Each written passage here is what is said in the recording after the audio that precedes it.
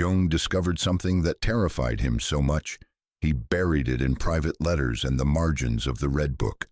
Not about mental illness, not about archetypes or dreams, about what happens when a woman's psyche finally refuses to be exploited, and the entire fabric of reality tears apart in response.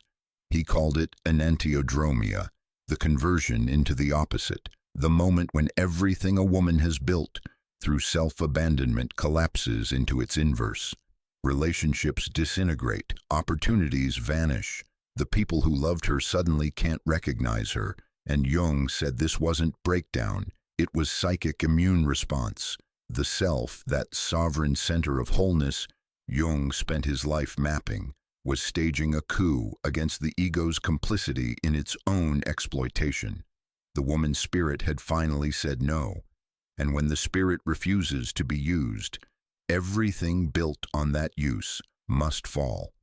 In his private correspondence with female analysans, letters that remained sealed for decades after his death, Jung documented a specific pathology he'd observed again and again, what he called possessed anima syndrome. Women whose souls had become so colonized by external demands, by the unlived lives of others, by the collective's need for their diminishment, that the self had essentially been exiled from its own body. These weren't hysterical women, as Freud would have labeled them. They were women whose psyches were rebelling against decades of spiritual self-betrayal. And when Jung looked deeper, he saw the pattern underneath. Entire societies had been built on women's willingness to abandon themselves. Families functioned because mothers erased their needs. Marriages survived because wives swallowed their truth.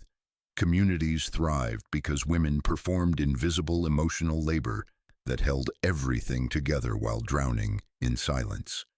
The system required women's spiritual self-abandonment to operate, and when that refusal awakened, when the unconscious finally stopped cooperating with this arrangement, the collective responded with panic disguised as personal failure.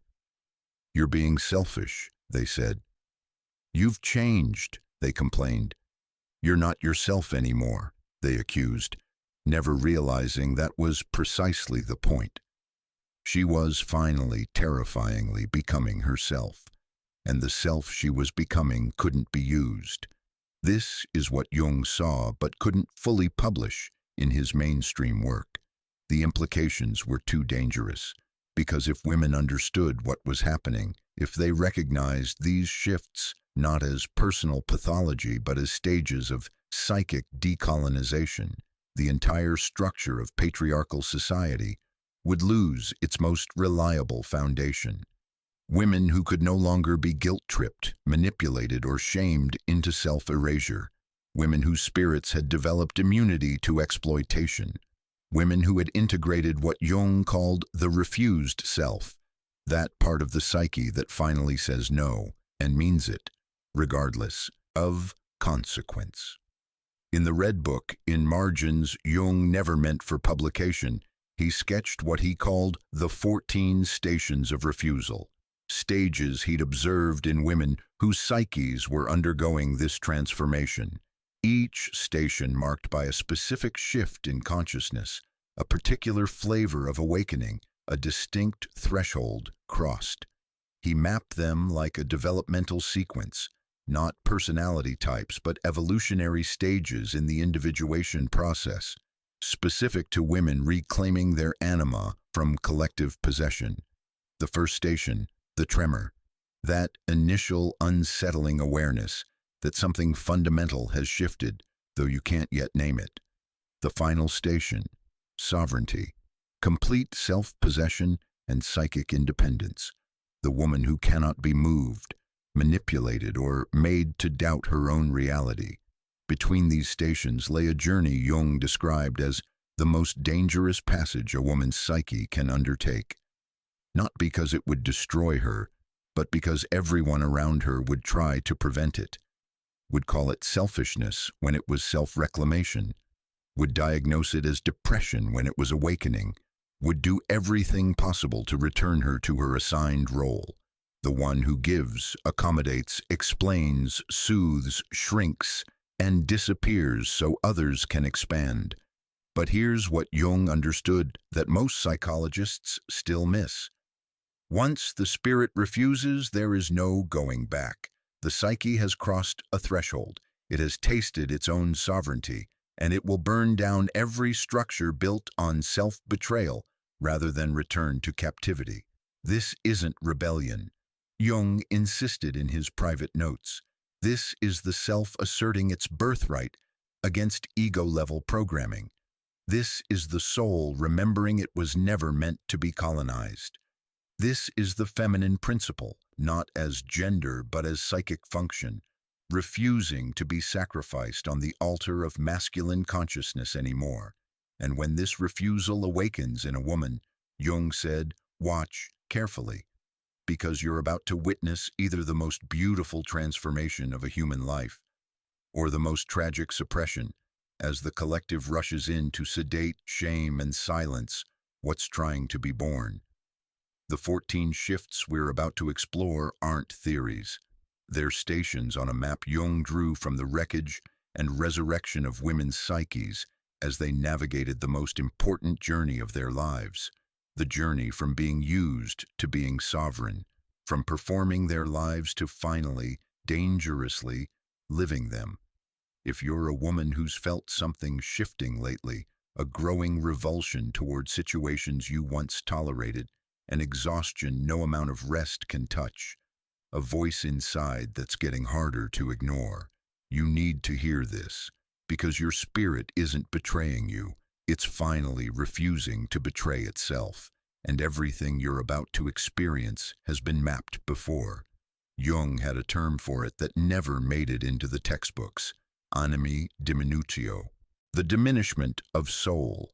It occurs when a woman's vital energy, what Jung called libido, the raw life force itself, is chronically redirected away from her own becoming and toward maintaining the comfort, validating the realities, and sustaining the egos of everyone around her. Not occasionally, as all humans do in relationship, chronically, structurally, as her assigned role. And when this pattern runs long enough, Jung observed something horrifying. The psyche begins to form what he called an anti-self, a psychic structure built entirely from internalized projections and should-be identities, a false personality constructed from everyone else's needs, expectations, and unfinished business. The woman looks in the mirror and has no idea who's looking back, because the self she sees has been assembled from fragments of other people's desires, never from her own soul's blueprint. Jung documented this in case after case, women who came to him with symptoms that defied medical explanation, unexplained exhaustion that rest couldn't touch, rage that erupted without warning, dissociation from their own lives, as if they were watching themselves from outside, dreams of being buried alive, of suffocating, of screaming without sound. These weren't hysterics, Jung insisted, though that's what the medical establishment called them. These were women whose spirits were refusing to continue the arrangement, whose unconscious was staging a rebellion against the ego's complicity in its own exploitation. The body was manifesting what the psyche could no longer contain, the truth that self-abandonment is a form of violence, and the spirit, in its wisdom, was saying, enough. Modern research has caught up to what Jung knew a century ago, though it still doesn't use his language. Women experience autoimmune disorders at rates nearly 3 times higher than men. Their immune systems, the body's mechanism for distinguishing self from not self, are literally attacking their own tissue, as if the body is confused about what belongs to it and what's foreign. Jung would have said, of course.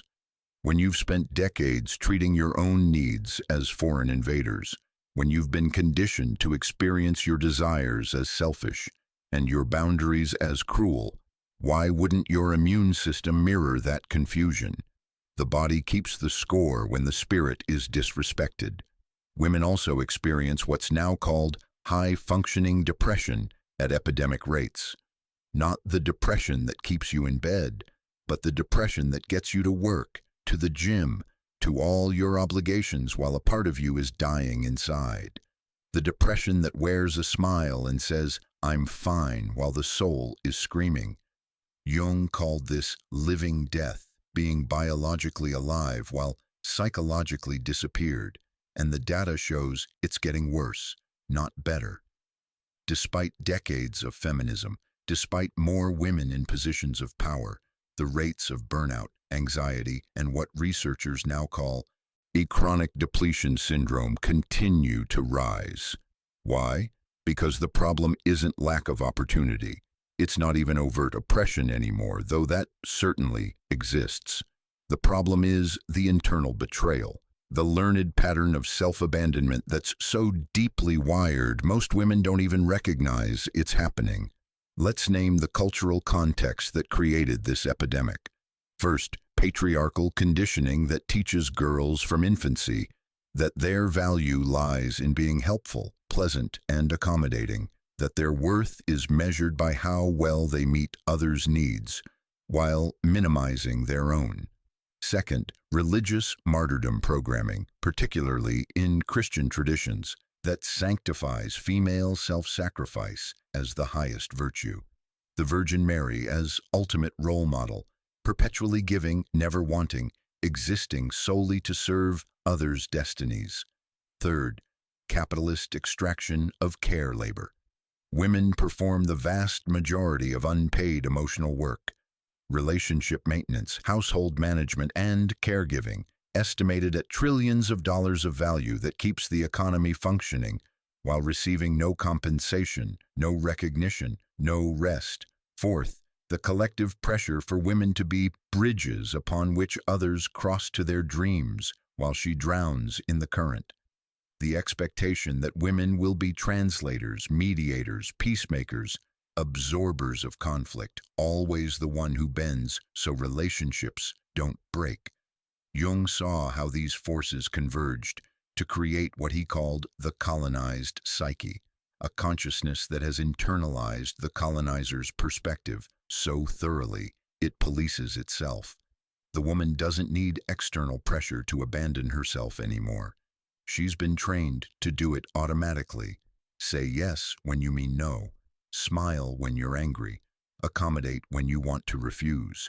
Explain yourself when you owe no explanation. Minimize your needs so others can expand. Disappear so others can be seen. And if you feel resentful, if you feel rage, if something in you wants to scream and burn it all down, that's your problem, your character flaw, your selfishness showing. This is the psychological warfare Jung recognized, convincing women that their spirit's legitimate refusal is evidence of moral failure. The anti-self internalizes this perfectly. It becomes the voice that says, "You're being too much, too sensitive, too demanding, too difficult. Who do you think you are?" It becomes the guilt that eats you alive when you prioritize yourself. It becomes the shame that floods in when you set a boundary. It becomes the terror of disappointing people, being abandoned, being called selfish, fears so powerful they override your own self-preservation. And here's the crisis point Jung documented. Eventually, the unconscious stops cooperating. The psyche has a telos, a built-in movement toward wholeness, and when the ego has aligned itself against that movement, when self-abandonment has become the organizing principle of consciousness, the unconscious will intervene, sometimes gently with symptoms that invite inquiry, sometimes violently with breakdowns that force transformation. But it will intervene, because the self, that sovereign center of psychic wholeness, will not be ignored indefinitely.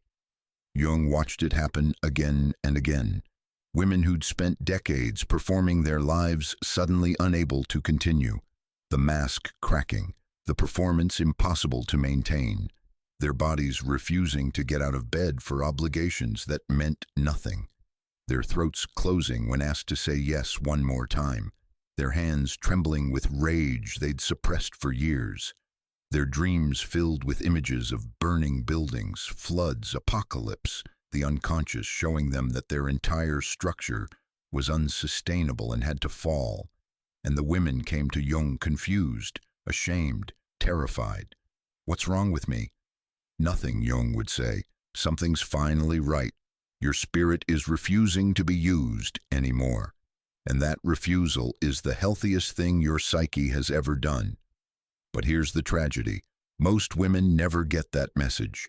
Instead, they get medication to suppress the symptoms, therapy that teaches them to cope with intolerable situations, spiritual bypassing that frames their suffering as a lesson to learn, self-help that tells them to practice more self-care while the fundamental arrangement remains unchanged.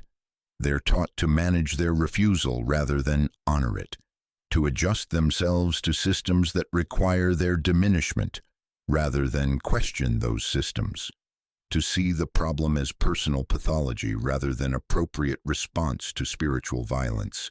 And so the cycle continues.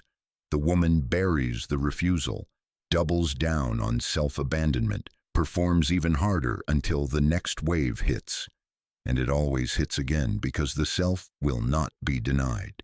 This is the epidemic Jung tried to name but couldn't fully expose, an entire gender conditioned into patterns of self-betrayal, so normalized, so rewarded, so expected, that recognizing it as violence requires a complete psychological revolution. The 14 shifts we're about to explore are that revolution in motion. They're the stages of waking up from the trance of anima diminutio, of remembering that your soul was never meant to be sacrificed for others' comfort, of reclaiming the life force you've been trained to give away. But first, you need to understand the cost of ignoring this awakening, because if Jung taught us anything, it's that the unconscious always wins. The only question is whether it wins through your conscious participation in transformation or through your unconscious destruction. In 1916, a woman Jung code-named Elizabeth in his private notes arrived at his practice in Zurich.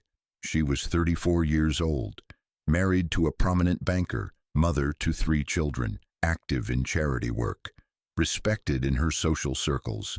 By every external measure, she was living the ideal life for a woman of her class and era, and she was dying inside, not slowly, not quietly, but in a way that felt, she told Jung, like living taxidermy, as if her soul had been removed and her skin stuffed and posed in the shape of a respectable life. The symptoms that brought her to Jung would have been labeled hysteria by most physicians of the time, unexplained rage that erupted at her husband over trivial matters, dissociative episodes where she'd find herself in rooms with no memory of how she got there, an inability to touch her children without feeling a wave of something she described as revulsion mixed with grief. And the dreams. Night after night of burning buildings, collapsing bridges, floods that swept away everything she owned. Her doctor had prescribed rest and tonics. Her priest had suggested more prayer and service to others. Her husband had accused her of ingratitude. But something in Elizabeth knew this wasn't madness. It was a message. And she'd come to Jung because she'd heard he listened to the unconscious. What Jung discovered in their sessions would become one of the most profound case studies he never published, kept secret because its implications threatened the very foundations of how society understood women's psychology. Through dream analysis and what Jung was just beginning to develop as active imagination, a picture emerged. Elizabeth's psyche was in open revolt against the life she'd been living. Not the external circumstances exactly, but the internal arrangement, the way she'd been taught to orient her entire consciousness toward managing others' emotions, meeting others' needs, ensuring others' comfort, while treating her own desires, her own rage, her own truth as dangerous contaminants that had to be suppressed. She'd been the perfect daughter, the accommodating wife, the selfless mother, the gracious hostess, the charitable lady, and not one of those roles, Jung realized, had been chosen by the self. They'd all been performances, costumes worn to earn love, avoid abandonment, maintain belonging. A lifetime of spiritual self-abandonment so complete, Elizabeth couldn't name a single authentic desire that was hers alone. "When I ask what you want," Jung wrote in his notes, "she looks at me as if I've spoken a foreign language. The very concept of personal desire has been so thoroughly exiled from consciousness, she experiences it as a void. Not, I don't know what I want, but wanting itself feels forbidden." This was the colonized psyche in full operation, but the unconscious was done cooperating. Jung guided Elizabeth through active imagination sessions, where she was instructed to close her eyes, descend into her inner world, and meet whatever figures emerged. What appeared shocked them both. A woman, tall, ancient, with eyes like stone. She stood in Elizabeth's inner landscape, like a mountain that couldn't be moved. When Elizabeth approached her in imagination and asked who she was, the figure said simply, "I am the part of you that refuses."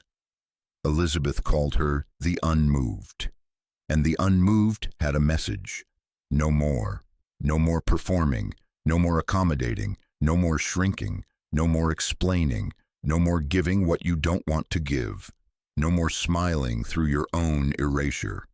In the active imagination dialogues Jung recorded, Elizabeth asked the unmoved, "But if I stop, I'll lose everything.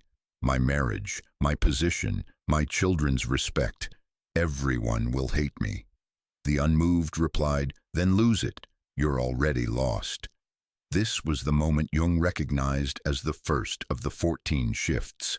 The tremor, that initial crack in the foundation when the unconscious speaks a truth so fundamental it can't be unheard. The moment when the spirit's refusal becomes conscious enough to terrify the ego because the ego understands what honoring that refusal will cost. For Elizabeth, the cost was everything she'd built. Over the next 2 years, Jung witnessed her navigate what he privately called the stations of sacred refusal, each one a threshold she had to cross, each one stripping away another layer of false identity. Shift 2. The Revulsion. Elizabeth began experiencing visceral physical disgust at situations she'd previously tolerated. Her husband's expectation that she'd manage his social calendar, her mother-in-law's criticisms disguised as concern, the charity work that existed solely to maintain her social standing. Her body started saying no before her mind could rationalize why she should say yes. Shift 3. The Withdrawal.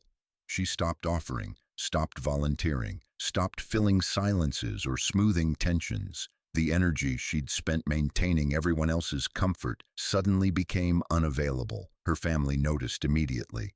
"You've become cold," her husband said. Jung's notes, not cold, finally conscious of temperature. Shift 4. The Silence. When asked to explain her behavior, Elizabeth found herself simply not responding, not defending, not justifying, not offering the emotional labor of making others understand. Just silence. Her husband demanded answers. She gave none. This terrified her family more than anything. The woman who'd always explained herself, suddenly treating her inner life as none of their business. Shift 5. The Rage. It came in waves Elizabeth couldn't control, decades of suppressed fury surfacing, not at specific incidents but at the entire arrangement. The years of self-betrayal, the lifetime of performing, the way everyone had benefited from her diminishment while calling it love. Jung noted, the rage is not pathology, its appropriate response finally permitted expression. Shift 6. The Grief. Underneath the rage, an ocean of grief. Mourning the woman she might have been if she'd never learned to abandon herself. Grieving the decades of life lived in service to others' comfort while her own soul starved. Elizabeth spent weeks weeping for the girl who'd been taught that her value lay in her usefulness. Jung sat with her and said, "Let her be mourned. She died so you could survive. Now you must live so her death meant something." Shift 7. The seeing. With grief came devastating clarity. Elizabeth began to see who had actually benefited from her self-abandonment. Her husband's career, advanced by her social performance. Her children's comfort, built on her constant availability. Her mother-in-law's control, maintained by Elizabeth's accommodation. The charity organizations that used her labor while men took the credit. She saw it all, and she couldn't unsee it. Shift 8.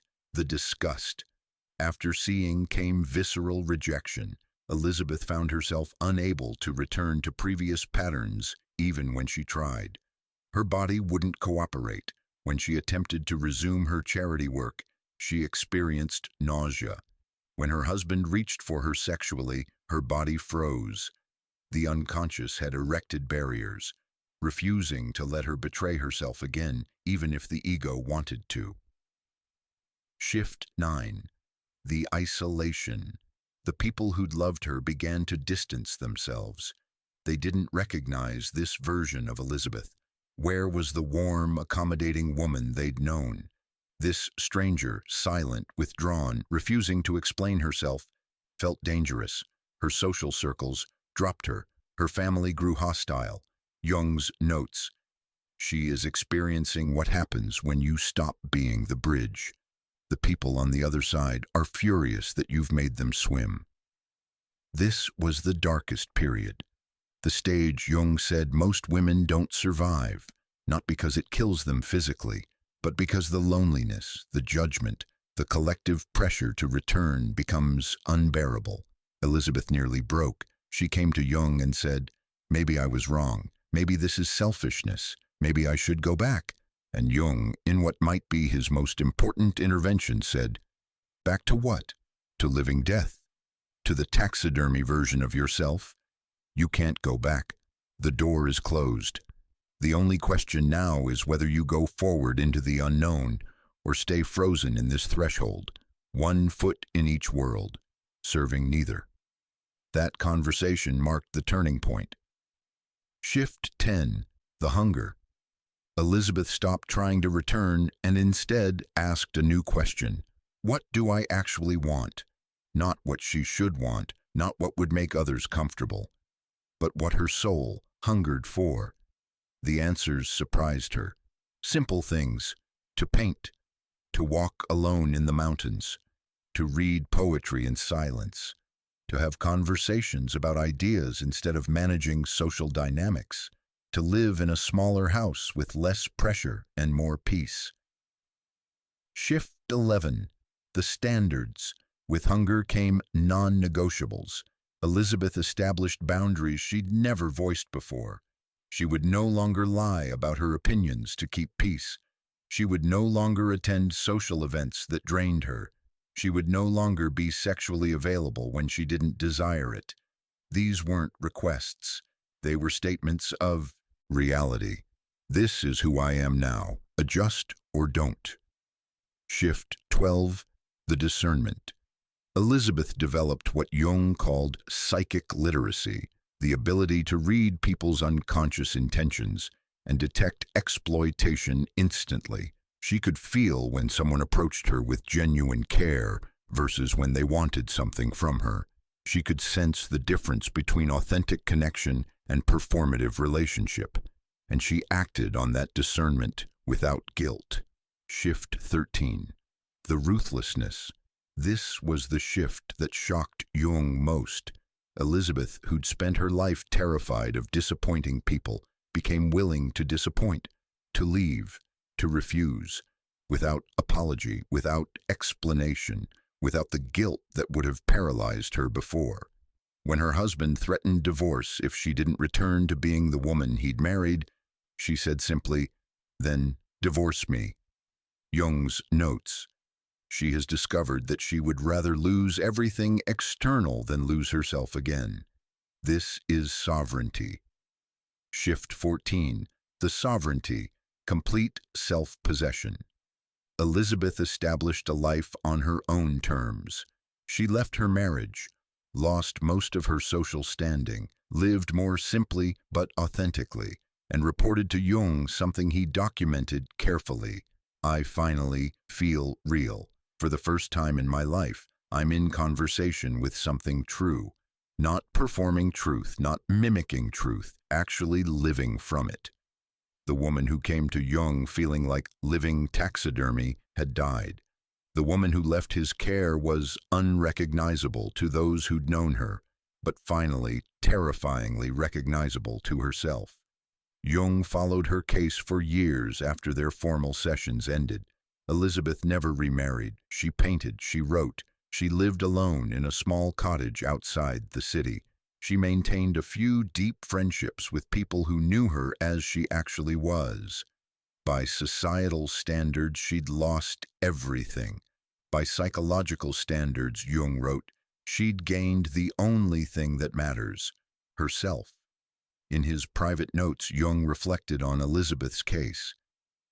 She walked through the stations of refusal and emerged sovereign. Most women turn back. The collective pressure, the loneliness, the fear, it's too much. They return to the arrangement, perhaps with slight modifications, but fundamentally unchanged. Elizabeth didn't. And the woman who emerged is what I can only call dangerous, not to others, but to systems that require women's self-abandonment to function. She cannot be manipulated, cannot be guilt-tripped, cannot be shamed into compliance. She has become psychologically immune to the primary mechanisms of control. This is what awaits any woman brave enough to honor her spirit's refusal completely. Jung kept Elizabeth's case private during his lifetime, perhaps because he understood its implications were too radical for his era to accept, or perhaps because he knew that maps to freedom are most powerful when discovered by those who need them, not imposed by those who've never walked the path. What he did document in fragments and margin notes were the 14 shifts themselves, the stations every woman's psyche must navigate when the spirit finally refuses to be used. They weren't theory, they were cartography, a map drawn from the lived experience of women like Elizabeth, who'd completed the most dangerous journey a human psyche can undertake. The journey from performance to presence, from being used to being sovereign, from dying inside to finally terrifyingly coming alive. What Jung observed in Elizabeth and documented in his private case files, modern neuroscience and psychology are now confirming with data. The spirit's refusal isn't mystical woo, it's measurable physiology. When a woman has spent years in patterns of self-abandonment, saying yes when she means no, accommodating others at her own expense, performing emotional labor without reciprocity, her nervous system doesn't just register it psychologically, it registers it biologically, and eventually it rebels. Let's start with the nervous system research that validates everything Jung intuited about spiritual refusal. Dr. Stephen Porges' polyvagal theory maps 3 distinct states of nervous system regulation: ventral vagal, safe and social; sympathetic, fight or flight; and dorsal vagal, shutdown or freeze. But there's a 4th state he identifies predominantly in women: the fawn response. Fawning is people-pleasing as survival strategy. It's the nervous system's attempt to create safety through accommodation, through making oneself useful, through suppressing one's own needs to meet others' demands. It's the biological mechanism underneath the psychological pattern Jung called anima diminutio. And here's what the research shows. Chronic fawning creates nervous system dysregulation that manifests as anxiety, depression, chronic fatigue, and, Jung would have loved this, increased susceptibility to autoimmune disorders. Why? Because when you're constantly overriding your body's authentic responses, your no, your anger, your boundaries, To maintain connection with people who require your self-abandonment, you're essentially training your nervous system that your internal signals are untrustworthy. You're teaching your body that its truth is dangerous. Dr. Gabor Mate's research on the disease-prone personality found something remarkable. The people most vulnerable to serious illness aren't those who express anger or set boundaries. They're people who've been conditioned to be nice, to accommodate, to suppress their needs for others' comfort. He calls it the nice lady syndrome. And the data is devastating. Women who score high on measures of self-suppression and compulsive caregiving show significantly higher rates of breast cancer, autoimmune disease, and chronic pain conditions. Their bodies are manifesting what their psyches cannot express. The truth that self-abandonment is a form of violence. When Elizabeth came to Jung with rage and dissociation, her body was doing exactly what Mate's research predicts, staging a rebellion. The unconscious wasn't creating pathology, it was creating health, forcing a crisis that would either kill the false self or destroy the woman entirely. Now let's look at the neuroscience of boundary setting and what happens in the brain when women learn to say no. Researchers using fMRI scans have found that for women conditioned into people-pleasing, the act of setting a boundary activates the amygdala, the brain's fear center, more intensely than it does for men or for women without this conditioning. Why? Because for these women, saying no has become neurologically linked to threat of abandonment, rejection, punishment. The brain literally experiences boundary setting as dangerous as physical threat. But here's what's remarkable. When women practice setting boundaries repeatedly, when they consistently honor their no, despite the fear, the prefrontal cortex begins to override the amygdala reactivity. The brain rewires. The nervous system learns that setting boundaries doesn't lead to death or abandonment. And over time, the fear response diminishes. This is the neuroscience underneath Jung's individuation process. You're not just changing your mind about self-abandonment. You're restructuring your brain's threat detection system. You're teaching your nervous system that your sovereignty is safe. Dr. Harriet Lerner's research on women's anger revealed something Jung observed a century ago. Women are socialized to fear their own anger more than almost any other emotion. They're taught that anger makes them ugly, unlovable, difficult, crazy, so they suppress it, transform it into sadness, anxiety, self-criticism, anything but the direct expression of legitimate rage. And Lerner's data shows this suppression correlates with depression, chronic pain, and what she calls relational giving sickness, the pattern of giving compulsively in relationships, while experiencing increasing resentment and exhaustion. Sound familiar? That's shift 5 and 6 in Elizabeth's journey, the rage and the grief. The rage isn't pathology, it's the natural response to years of self-betrayal, finally permitted expression, and underneath it is grief for the life unlived, the self abandoned, the decades spent performing someone else's script.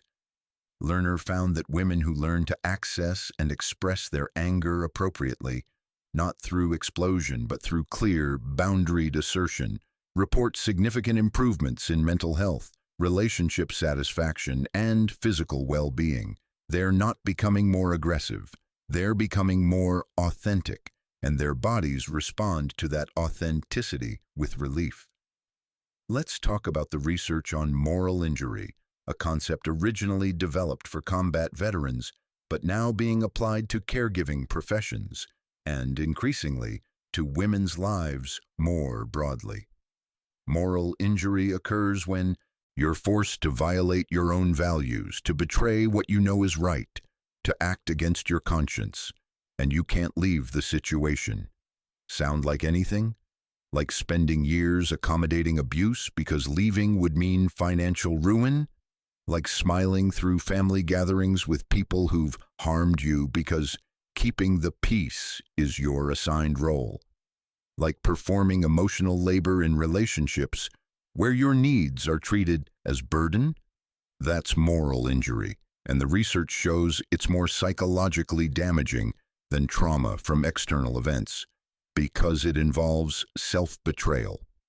Dr. Bessel van der Kolk's work on trauma and the body shows that moral injury manifests in the nervous system as hypervigilance, dissociation, and what he calls losing your body, the feeling of being disconnected from your physical self.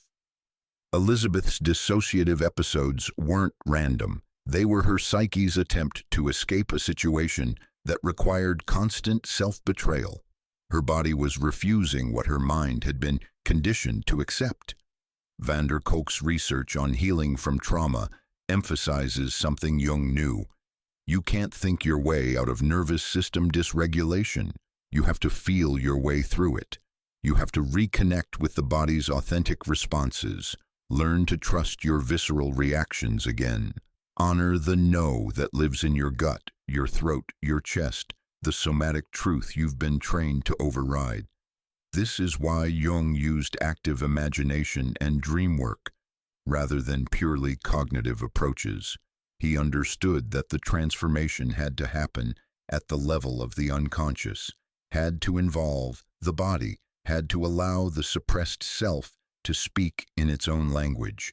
Now let's look at research that validates Jung's observation about women who complete this transformation versus those who don't.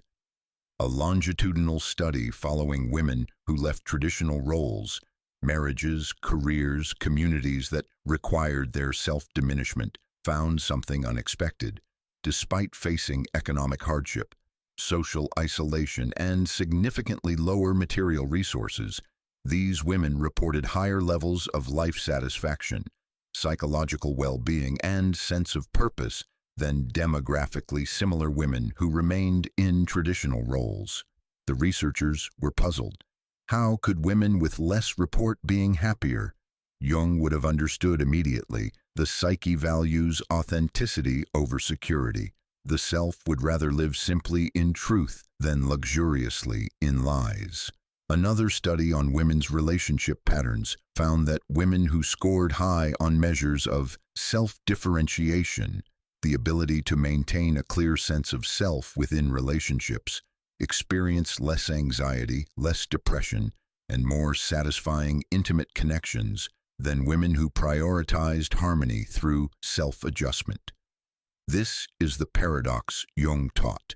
The more clearly you know yourself, the more authentic your connections become. It's not selfishness that destroys relationships. It's the self-abandonment that makes genuine intimacy impossible.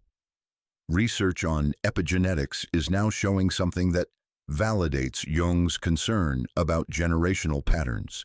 Trauma and behavioral patterns can be inherited through gene expression changes. Daughters of women who suppressed their anger and needs show altered cortisol responses and increased vulnerability to anxiety and depression, even when raised in different circumstances than their mothers.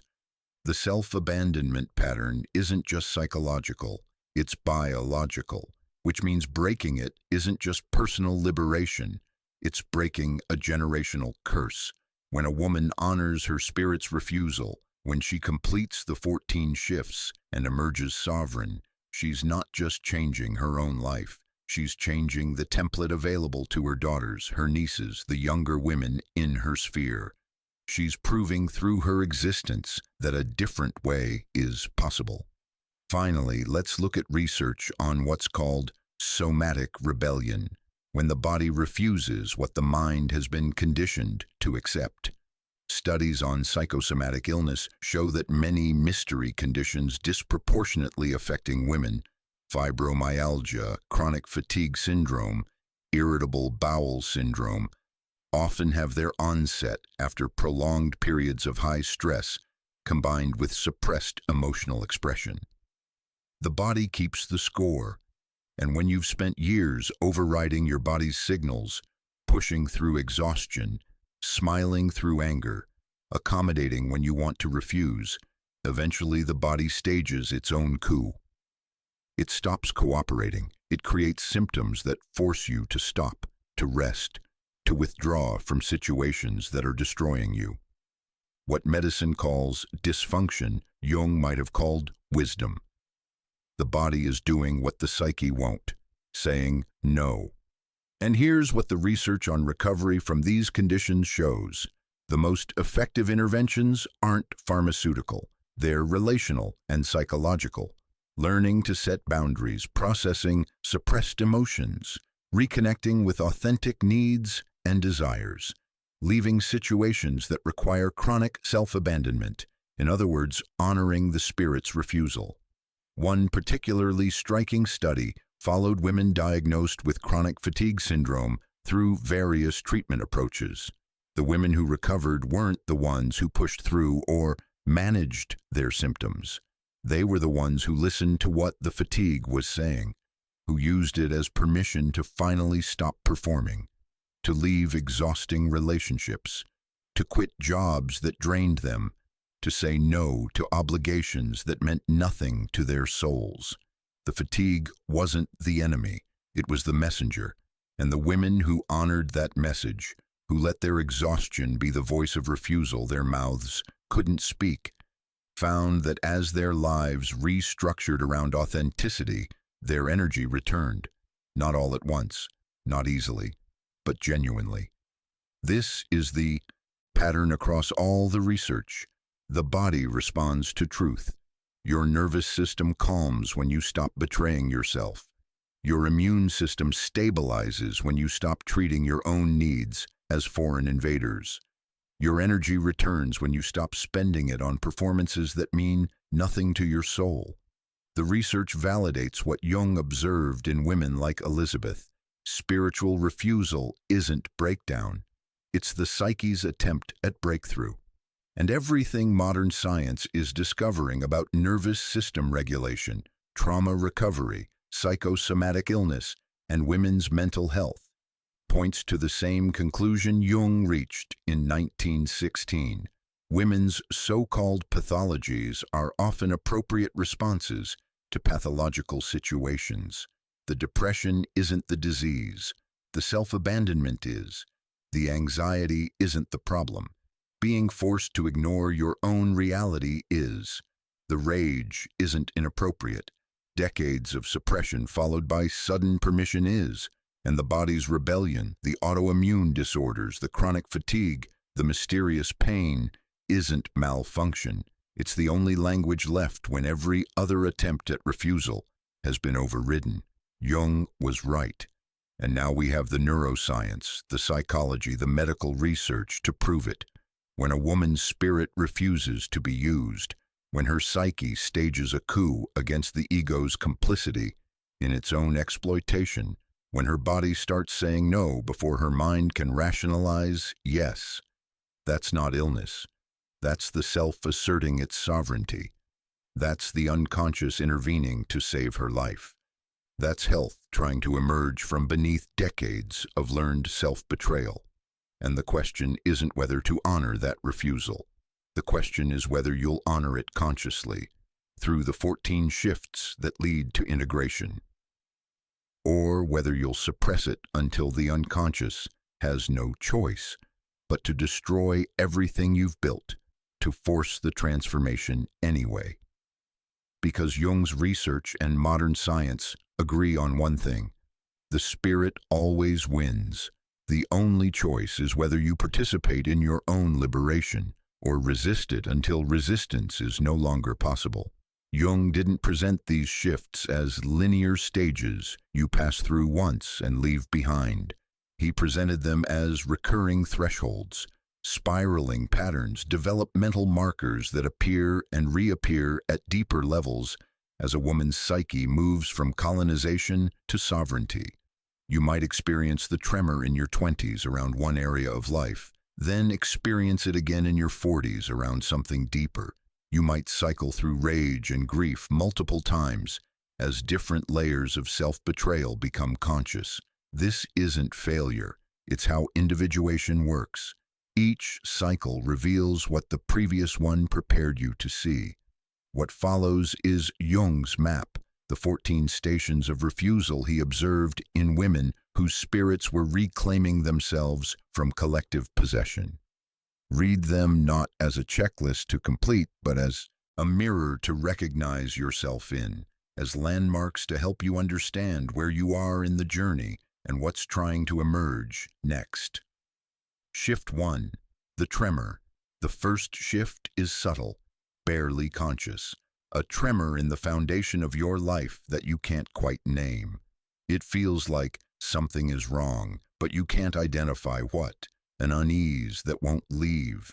A growing sense that the life you're living doesn't fit anymore, like a coat that's suddenly too tight. Nothing has changed externally, but internally, something fundamental has shifted. Jung called this the first whisper of the self, that sovereign center of wholeness beginning to assert itself against the ego's programming. You start noticing things you've been trained to ignore. The way your body tenses when your phone rings with certain people's names. The heaviness that settles over you when you enter specific spaces. The exhaustion that no amount of sleep touches because it's not physical, it's spiritual. The tremor is disorienting because your rational mind can't explain it. You should be happy. Your life looks good on paper. People would kill for your problems. You have no right to complain. And yet, something underneath all the shoulds is saying, this isn't right. This shift often manifests as unexplained anxiety, a vague depression, or what Jung called divine discontent. The soul's refusal to accept what the ego has been taught to want. The danger here is suppressing the tremor. Medicating it, explaining it away, telling yourself you're being ungrateful or dramatic. Because the tremor is actually a gift. It's your psyche's early warning system, alerting you that something in your life requires self-abandonment to maintain, and the self is no longer willing to pay that price. Women in the tremor often report dreams of earthquakes, of buildings with cracked foundations, of ground that's no longer stable. The unconscious showing them, your entire structure is built on unstable ground. The shaking isn't destroying you, it's waking you up. Shift 2. The revulsion. The tremor becomes the revulsion when what was subtle becomes visceral. This is the shift Jung called somatic wisdom, the body speaking truths the mind isn't ready to hear. It feels like physical disgust at situations you've previously tolerated. Your stomach turns, your skin crawls, your throat closes. Your body is saying no before your mind can rationalize yes. Maybe it's the way your partner speaks to you, the demands of a family member, the emotional labor required in your job, the performance necessary to maintain friendships, the expectations of your role. Whatever it is, your body has started treating it as poison.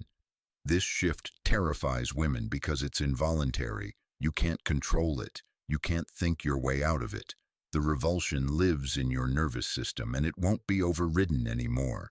Jung noted that women in this stage often experience nausea, muscle tension, or what we'd now call panic attacks when faced with situations that require self-abandonment.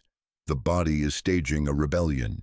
The temptation here is to see your body as the problem, to force yourself through the revulsion, to override your physical responses with willpower and obligation. But Jung warned, the body's revulsion is protective. It's your organism's way of saying, this is toxic. I will not cooperate with this anymore. Women who honor the revulsion report that it functions like a compass. What makes your body contract is showing you where you're still betraying yourself. What makes your body expand is showing you the direction of authentic life. The dreams in this stage, vomiting, being force-fed, choking, suffocating, the unconscious dramatizing what your waking life requires, swallowing what your soul finds indigestible. Shift 3. The withdrawal. When revulsion becomes consistent enough, the withdrawal begins. This is the shift Jung described as conservation of libido, the life force that's been flowing outward to sustain others suddenly unavailable for that purpose. It feels like you stop offering, stop volunteering, stop being the one who reaches out, follows up, keeps things going. The energy that animated your performance simply isn't there anymore. You don't make the effort to call back immediately. Don't volunteer to host. Don't offer to help with things that aren't your responsibility. Don't fill the silences with cheerful conversation. Don't perform emotional labor to smooth over tension. This shift is terrifying because it feels like becoming someone you don't recognize. The nice version of you, helpful, available, always there for others, starts to recede. And what's underneath isn't nice. It's boundaried, self-protective, selective with its energy. Jung noted that families and partners often panic during the withdrawal. The woman they've relied on to maintain the system is suddenly unavailable, and rather than examining why the system required her exhaustion, they pressure her to return to normal. You've become cold, they say, distant, selfish. But Jung's observation, she hasn't become cold. She's finally stopped using her own warmth to heat spaces that give her no shelter. The dreams in this stage, pulling back from precipices, refusing to enter dangerous buildings, turning away from people who are calling to you. The unconscious affirming, this withdrawal is wisdom, not cruelty. Shift 4. The silence.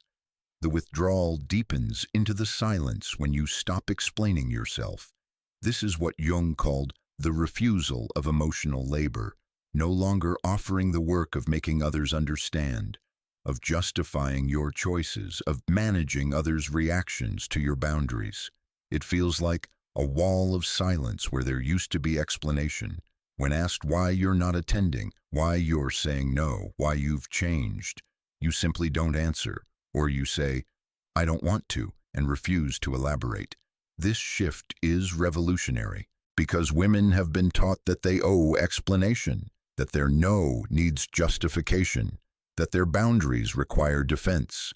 The silence says, I don't owe you access to my inner world. My reasons are my own. You're not entitled to understand me. Jung noted that the silence often triggers rage in others, particularly in people who've benefited from your self-abandonment. They escalate, demand answers, accuse you of being passive-aggressive, withholding, punishing. But you're not withholding, you're just no longer giving what you were never obligated to give. Women in the silence report feeling both powerful and terrified. Powerful because they're finally honoring their own counsel. Terrified because the silence makes them feel cruel, even when they're just being boundaried. The dreams, sealed lips, locked doors, being underwater where sound doesn't travel. The unconscious protecting the inner world from external invasion. Shift 5. The rage. What's been building underneath the silence eventually erupts. The rage. This is the shift Jung called the return of the repressed. Decades of suppressed anger finally permitted expression. It feels like volcanic, disproportionate, uncontrollable. Rage at specific people but also at the entire arrangement, at the years you spent accommodating, at everyone who benefited from your self-abandonment, at yourself for complying so long. The rage often shocks the woman experiencing it because she's been taught that anger makes her ugly, unlovable, crazy. She spent her life transmuting anger into sadness, anxiety, self-criticism, anything but direct expression. Now it's coming up anyway, in waves she can't control. Jung's crucial insight, this rage is not pathological. Its appropriate response finally permitted expression. It's the psyche's immune system attacking the internalized oppressor. The danger here is either suppressing the rage again, leading to depression, somatic illness, or acting it out destructively, burning bridges that didn't need burning, punishing people in ways you'll regret. Jung's guidance, the rage needs witness, not action. It needs to be felt, expressed, safely, in therapy, in writing, in physical release. and honored as legitimate without necessarily acting on every impulse it generates, because underneath the rage is something the rage protects. Women who move through the rage consciously report that it eventually transforms. It becomes fuel, clarity, boundaries, the fierce energy that says never again. The dreams, fires, explosions, destroying buildings, violent confrontations, the unconscious showing you the force of what's been suppressed and the destruction required to free it. Shift 6. The grief. As the rage burns itself out, what's underneath emerges. The grief. This is what Jung called mourning the unlived life. Grieving for the woman you might have been if you'd never learned to abandon yourself. It feels like oceanic sadness, weeping for the girl who was taught her value lay in usefulness, for the decades spent performing someone else's script, for the relationships built on your self-diminishment, for the life you didn't live because you were too busy maintaining everyone else's comfort. The grief is profound because it's not just about what was taken, it's about what you gave, the self-betrayal you participated in, the years you can't get back. Jung noted that women often try to skip this stage. The grief feels too heavy, too self-indulgent, too dangerous. They want to move quickly to empowerment, to action, to getting over it. But Jung warned, ungrieved loss becomes depression, bitterness, or gets projected onto the next generation. The grief must be honored. This is the stage where Jung said, let her weep, let her mourn every year, every moment of self-abandonment, because only through grieving the false self can the true self emerge. The grief isn't weakness, it's the bridge between who you were and who you're becoming. Women who allow themselves this grief report something unexpected. It eventually becomes sacred. The mourning itself becomes an honoring, a way of saying, your suffering mattered, your sacrifice will not be forgotten, and it will not continue. The dreams, funerals, lost children, forgotten tombs, the unconscious creating ritual space for what must be mourned before you can move forward. Shift 7. The seeing grief clarifies, and what emerges after grief is the seeing. This is what Jung called the end of projection, recognizing clearly who benefited from your self-abandonment and how the entire system was structured around it. It feels like scales falling from your eyes, suddenly seeing patterns you've been trained to ignore, recognizing who actually received the energy you gave, understanding how roles were assigned and who profited from yours. You see your partner's career advancement built on your emotional labor, your family's peace maintained by your accommodation, your friendships sustained by your constant availability, while others remained comfortably unavailable.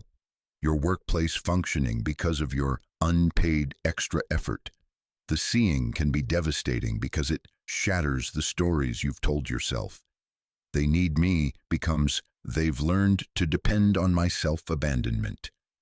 They love me becomes they love what I do for them.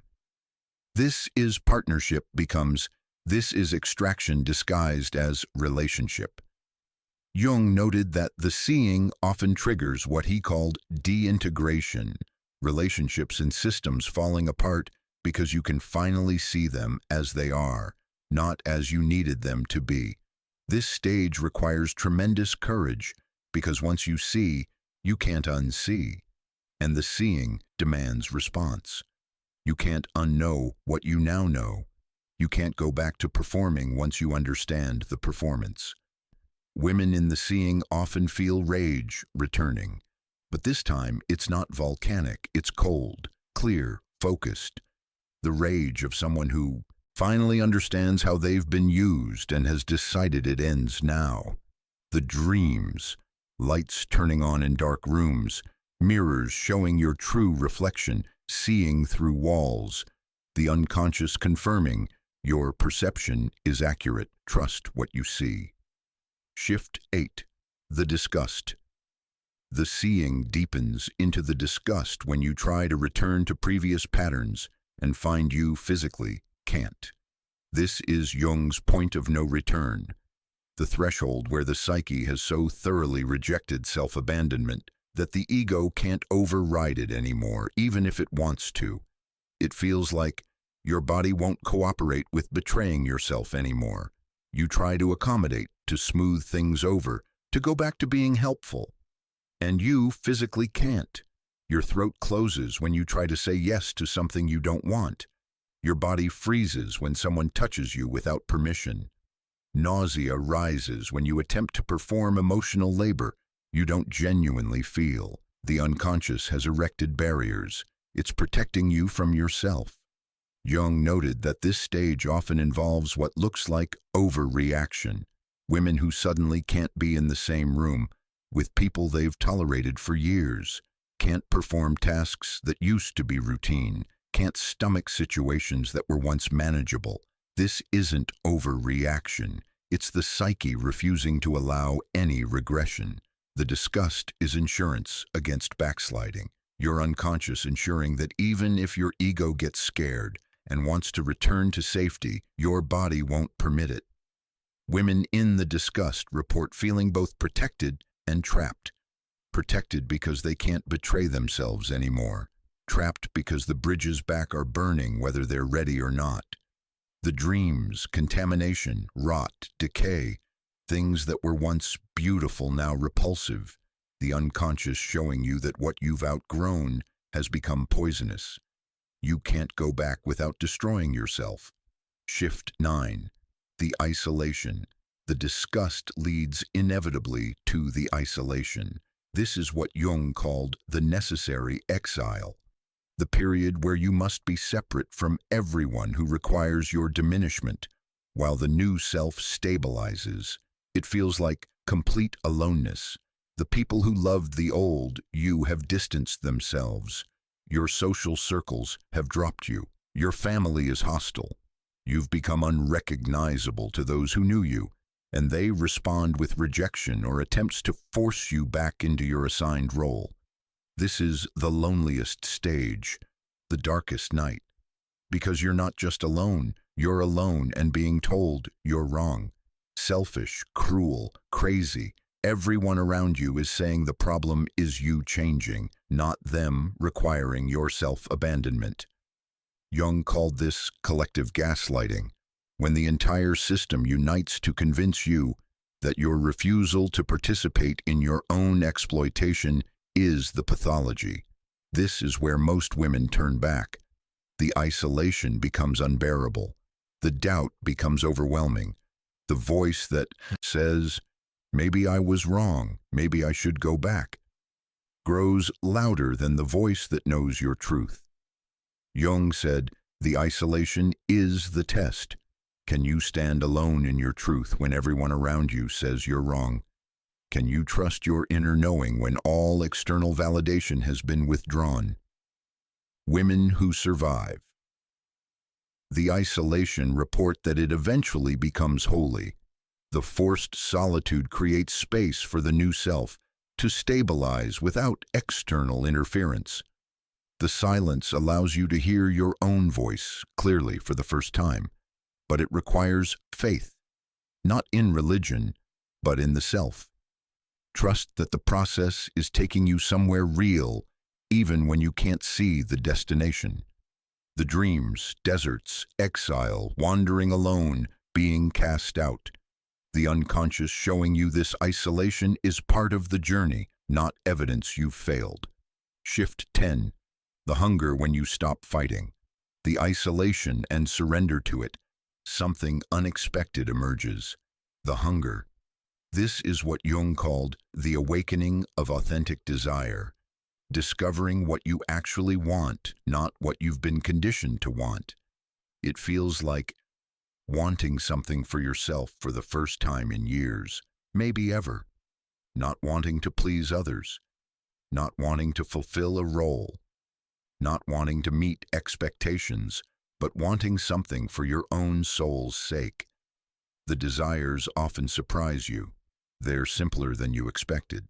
quieter, more personal, to paint, to learn an instrument, to walk alone, to read without interruption, to live somewhere specific, to have conversations about ideas instead of managing relationships, to create something, to be still. The hunger is disorienting because you've been taught that your desires are selfish or don't matter. You've spent so long meeting others' needs that you've forgotten you're allowed to have needs of your own. Jung noted that women in this stage often feel guilty about their hunger. It feels self-indulgent, especially when the desires are simple: permission to rest, space to think, time alone. But this guilt is the colonizer's voice. It's the internalized message that your existence should be in service to others, not in service to your own becoming. The hunger is actually sacred. It's your soul showing you what it needs to come alive, what it needs to be genuinely yours. Women who honor the hunger report that following it, even in small ways, creates energy they haven't felt in years, because desire, when it's authentic, is life force itself. The dreams, being fed, finding water, discovering forgotten rooms, gardens beginning to bloom, the unconscious showing you that desire isn't dangerous, it's the path back to life. Shift 11. The standards. The hunger crystallizes into the standards when you know what you want, and you're no longer willing to compromise on it. This is what Jung called the emergence of non-negotiables, boundaries that appear not as decisions, but as statements of reality. It feels like sudden clarity about what you will and won't accept, not as rules you've constructed, but as truths you've discovered about yourself.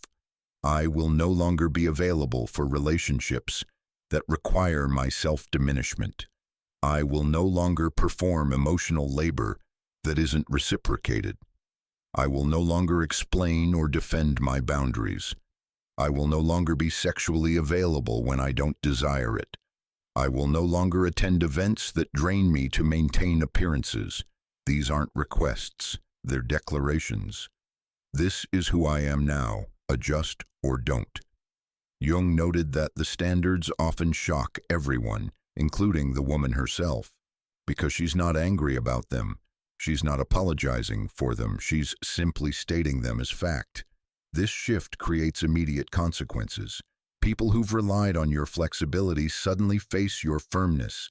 Relationships that functioned through your accommodation suddenly stop functioning, and you discover something Jung predicted. You're willing to lose whatever can't exist alongside your standards. This is different from the rage's desire to burn everything down. It's quieter, clearer. You're not trying to punish anyone. You're just no longer available for arrangements that require your self-betrayal. Women in the standards report feeling both powerful and bewildered. Powerful because they're finally honoring themselves. Bewildered because it happened so naturally. These boundaries weren't constructed through effort. They emerged from clarity, the dreams, drawing lines, building walls, closing doors, the unconscious affirming, these boundaries are not cruelty. They're self-respect made visible. Shift 12. The discernment. The standards develop into the discernment when you can detect exploitation instantly and respond without guilt. This is what Jung called psychic literacy, the ability to read unconscious intentions and navigate relationships with full consciousness. It feels like suddenly being able to sense when someone approaches you with genuine care versus when they want something from you. Feeling the difference between authentic connection and performative relationship. Recognizing the subtle signs of manipulation before engaging. You can tell within moments whether someone respects your boundaries or is looking for ways around them, whether they're interested in who you actually are or who they need you to be. The discernment operates at the level of the body, a tightness in your chest, a heaviness in your gut, a subtle recoil you feel before you can name why. Jung noted that women who develop this discernment describe it as finally being able to see in the dark. Patterns that were invisible before become obvious. Red flags they would have ignored now stop them immediately. This isn't paranoia, it's wisdom. Your nervous system has learned to detect what your mind was trained to excuse. Women in the discernment report that it dramatically simplifies their lives. They stop giving energy to situations that will drain them. They stop trying to convince people who aren't interested in understanding. They stop hoping that people who've shown them who they are will suddenly become someone different. The discernment allows you to be generous without being exploitable, open without being vulnerable to manipulation, kind without being available for use. The dreams, seeing through disguises, X-ray vision, detecting hidden dangers, the unconscious confirming. Your perception is a gift. Trust what you sense. Shift 13. The ruthlessness. The discernment matures into the ruthlessness when you're willing to act on what you see, immediately, decisively, without guilt. This is what Jung called sacred selfishness, the willingness to prioritize your soul's integrity over others' comfort. It feels like being able to cut, leave, refuse, disappoint, without the guilt that would have paralyzed you before. Not from cruelty, not from revenge, but from clarity about what serves your wholeness and what doesn't. Someone shows you they're unsafe. You remove access. No explanation, no second chances, no trying to fix it. A relationship requires your self-diminishment. You leave. Even if they need you, even if you still love them, an opportunity looks good on paper but feels wrong in your body, you say no. Even without a better option, even if people think you're crazy. The ruthlessness terrifies people because it doesn't look like the woman they knew. Where's the guilt, the hesitation, the explanation, the attempt to make everyone comfortable with her choices? Gone. Jung noted that the ruthlessness is where women become dangerous to systems that rely on female accommodation, because you can no longer be manipulated through guilt, fear of abandonment, or social pressure. You've discovered something more important than being liked, being real. This isn't hardness, it's clarity without apology. It's the ability to honor your truth even when everyone around you says you're wrong. Women in the ruthlessness report feeling both free and lonely. Free because they're finally living from their center. Lonely because few people can meet them there. But they also report something else. They'd rather be alone in their truth than accompanied in lies. The dreams, cutting cords, closing gates, walking away without looking back. The unconscious affirming this ruthlessness is not cruelty. It's self-possession. Shift 14. The sovereignty. The ruthlessness stabilizes into the sovereignty, complete self-possession, and psychic independence. This is what Jung called individuation achieved, the conscious ego in service to the self, no longer available for colonization by collective demands. It feels like unshakable center, a core that doesn't shift based on others' opinions, needs, or distress. A calm that remains present even when others are escalating. A knowing that supersedes external authority. You're no longer performing. You're no longer explaining. You're no longer defending. You simply are, and that's enough. The woman in sovereignty can be generous when she chooses, but her generosity comes from overflow, not obligation. She can be loving, but her love doesn't require her diminishment. She can be accommodating, but only when it serves the whole, not when it requires self-betrayal. Jung described this state as the mysterium conjunctionis, the sacred marriage of conscious ego with the self. The woman is no longer split between who she is and who she's supposed to be. She's integrated, whole, herself. This doesn't mean she never feels doubt or fear. It means she trusts herself more than she trusts her conditioning.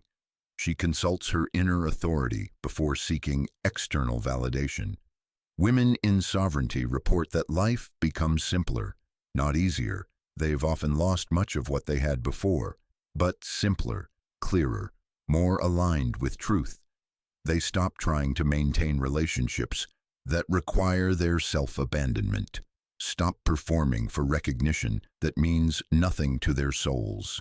Stop explaining themselves to people who aren't interested in understanding. And in the space created by all that stopping, they discover what Jung promised: authentic life. The dreams change entirely, no longer about danger or escape or transformation. Instead, open spaces, clear water, light, homecoming. The unconscious showing you that the journey is complete. You've arrived at yourself. The 14 shifts aren't neat or linear. You'll cycle through them at different levels, around different areas of self-betrayal for the rest of your life.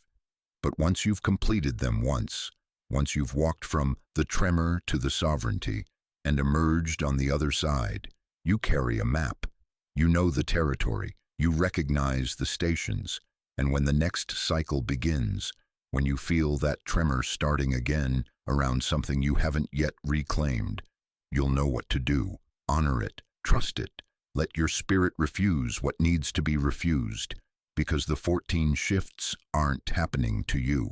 They're happening for you, guiding you home to the self you abandoned.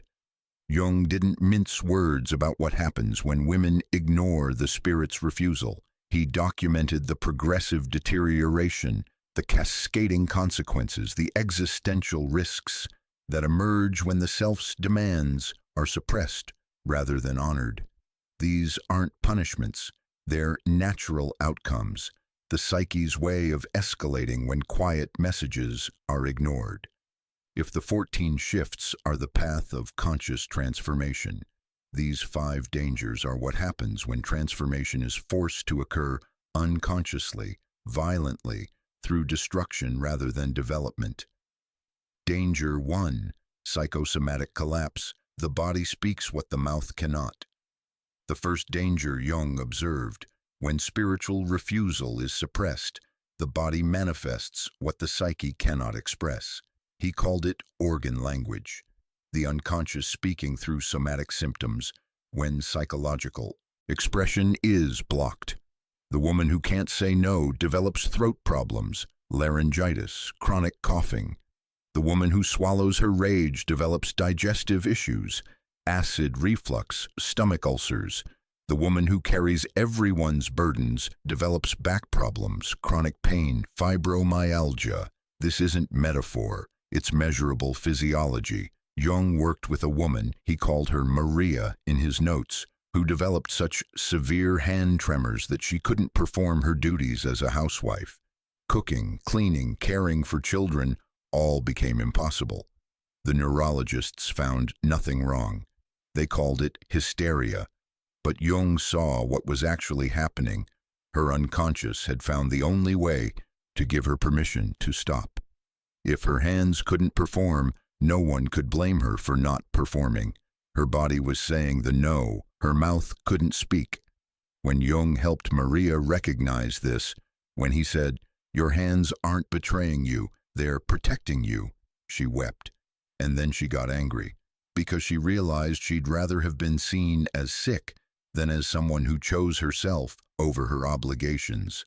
That's how deep the conditioning runs. Modern research confirms Jung's observations with devastating clarity. Women who score high on measures of self-suppression and compulsive caregiving show significantly elevated rates of autoimmune disorders, the body attacking itself as if confused about what belongs to it. Because when you've spent years treating your own needs as foreign invaders, your immune system mirrors that confusion. Chronic pain conditions, fibromyalgia, migraines, back pain that has no structural cause. The body creating symptoms that force rest when rest won't be taken voluntarily. Cancer, particularly breast, ovarian, and reproductive cancers, as if the feminine body itself is rebelling against what's been required of femininity. Cardiovascular disease, the heart literally breaking under the strain of chronic self-betrayal. Jung's warning, the body keeps score, and when you override its signals long enough, it stops sending signals. It starts sending symptoms, symptoms that escalate until they can't be ignored. The danger of psychosomatic collapse isn't just illness. It's that the illness becomes the only acceptable form of refusal available to women who've been taught that choosing themselves is selfish. Better to be diagnosed with a disease than admit you want to leave. Better to have a medical reason to rest than admit you're exhausted from giving what you never wanted to give. The illness becomes permission, and then it becomes identity. Jung saw women who recovered from physical symptoms and then became terrified, because without the illness, they had no legitimate reason to refuse. They had to choose themselves consciously, which felt impossible. So they got sick again. This is the trap of psychosomatic collapse. It gives you permission to stop, but it doesn't give you sovereignty. You're still not choosing yourself. You're still being chosen by symptoms outside your control.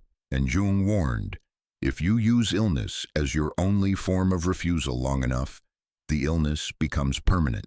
The body learns that this is the only language that's heard, so it keeps speaking it, until the speaking becomes the reality. Danger 2. Soul death, becoming the hollow woman.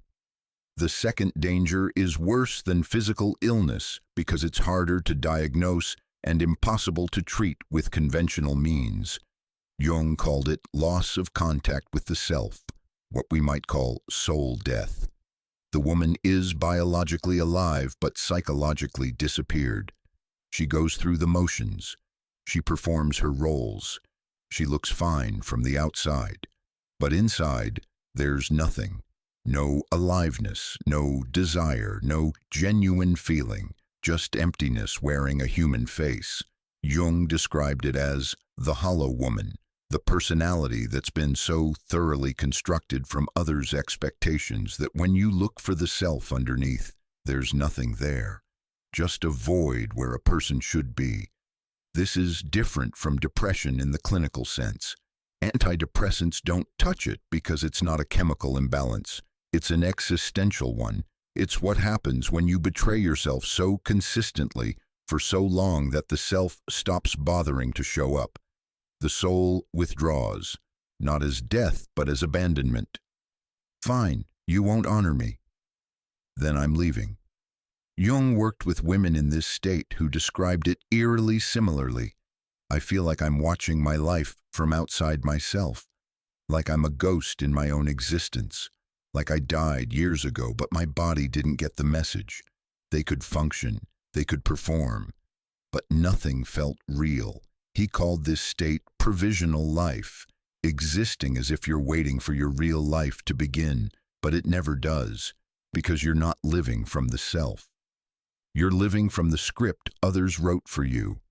And the worst part, people around you often don't notice, because the performance is still intact. You're still showing up, still meeting obligations, still being who they need you to be. They don't see that you've disappeared, that the woman they're interacting with is a shell, an automated response system that's learned to mimic human connection without actually experiencing it. Jung's warning, soul death is progressive and, past a certain point, may be irreversible.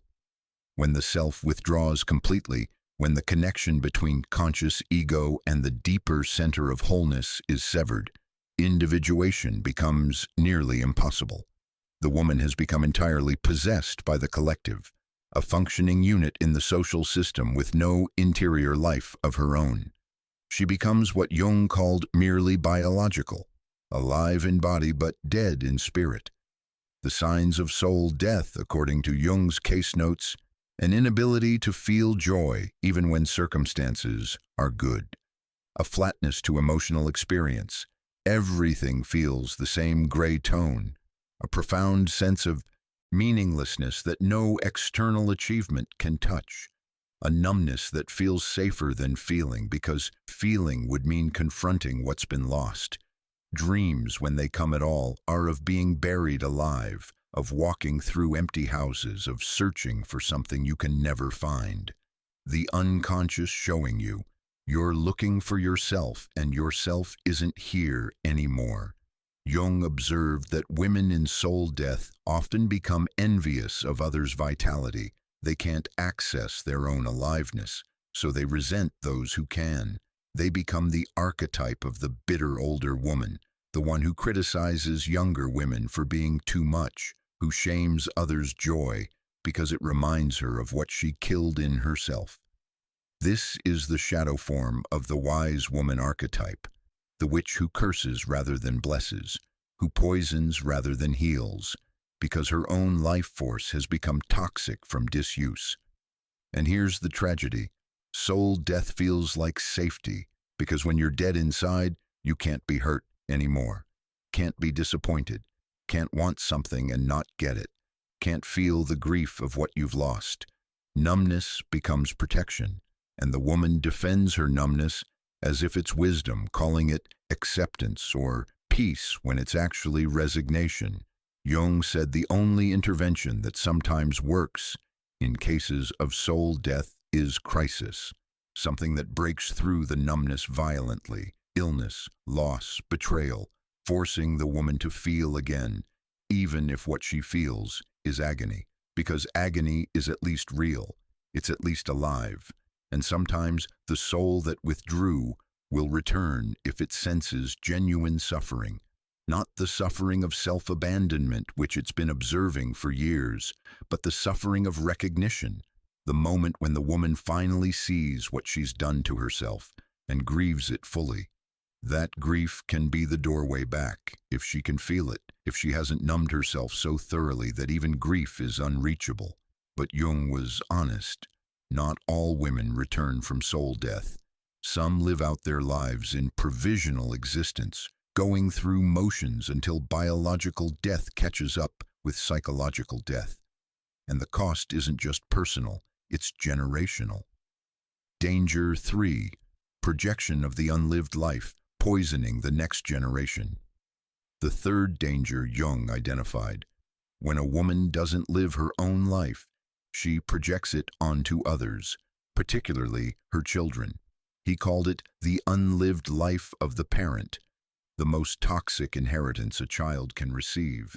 The woman who abandoned her dreams lives them through her daughter, pressuring her toward achievements that mean nothing to the daughter's soul. The woman who stayed in a dead marriage becomes bitter when her daughter leaves hers, as if the daughter's freedom is an indictment of the mother's captivity. The woman who never developed her own identity makes her children her identity, suffocating them with need disguised as love. This is different from normal parental hopes or concerns. This is possession, the mother's unlived life possessing the child's actual life, colonizing it, demanding the child live out what the mother couldn't or wouldn't. Jung documented this pattern extensively. The mothers who became depressed when their children left home, not because they missed them, but because they'd lost their reason for existing. The mothers who undermined their daughters' confidence through subtle criticism, keeping them dependent as if the daughter's success would highlight the mother's failure. The mothers who praised selflessness and sacrifice in their daughters while secretly envying those who chose themselves. The unlived life doesn't just project forward to children, it projects sideways to anyone whose vitality, whose authenticity, whose willingness to choose themselves reminds the woman of what she didn't choose. Jung observed that women in this state often become toxic presences in their communities, gossips who tear down others' reputations, critics who shame authentic expression, gatekeepers who enforce the same self-abandonment they accepted. It's the crab bucket mentality. If I can't climb out, I'll pull down anyone who tries. This is the destructive form of the witch archetype Jung mapped. The woman whose unused power curdles into poison. Instead of using her life force for creation, she uses it for destruction. Instead of blessing others' journeys, she curses them. and she does it unconsciously, believing she's being helpful, protective, realistic. "I'm just trying to save you from making my mistakes," she says, while actively preventing you from making your own choices. The daughters of women with unlived lives inherit a terrible burden. They must either live for their mothers, remaining small so mother's sacrifice feels worthwhile, or betray their mothers by living for themselves, facing guilt, accusations of selfishness, withdrawal of love. This is the generational transmission of self-abandonment Jung feared most, because it means the pattern continues. The daughter who absorbs her mother's unlived life becomes a woman with her own unlived life, which she then projects onto her daughter, who projects it onto hers, an endless cycle of women who exist not for themselves, but as repositories for others' abandoned dreams. Jung said breaking this cycle requires what he called conscious betrayal. The daughter must be willing to betray the mother's unlived life by living her own, to disappoint, to refuse the projection, to say, "I will not carry what you wouldn't carry. I will not abandon myself to prove your abandonment was necessary." This feels like murder to both mother and daughter, because in a sense it is. It's killing the false self the mother created in the daughter, the projection the mother needed to keep her own unlived life at bay. But Jung insisted, this murder is necessary. It's how the curse breaks. The daughter who refuses to carry her mother's unlived life saves herself, and paradoxically, sometimes saves the mother too by finally forcing her to face what she refused to face. Though often the mother never recovers. She takes the rejection as confirmation that selfishness destroys relationships, never seeing that what destroyed the relationship was her own self-betrayal projected onto her child. Danger 4. Enantiodromia in crisis, the violent swing into opposite. The fourth danger Jung documented. Enantiodromia, the conversion into the opposite. When psychic energy is held in one extreme too long, it eventually swings violently into the other extreme, not gradually, not consciously, but explosively, destructively, in ways that devastate everyone involved. This is what happens when spiritual refusal is suppressed for decades and then erupts all at once. The devoted wife who suddenly has an affair, leaving her family in shock. The selfless mother who abandons her children. The accommodating employee who snaps, quits without notice, burns every bridge. The nice woman who becomes cruel, cutting people off without explanation, as if all her years of niceness were building toward this explosion. Jung called this the shadow's revenge, when what's been repressed for too long refuses to be repressed anymore and takes over consciousness completely.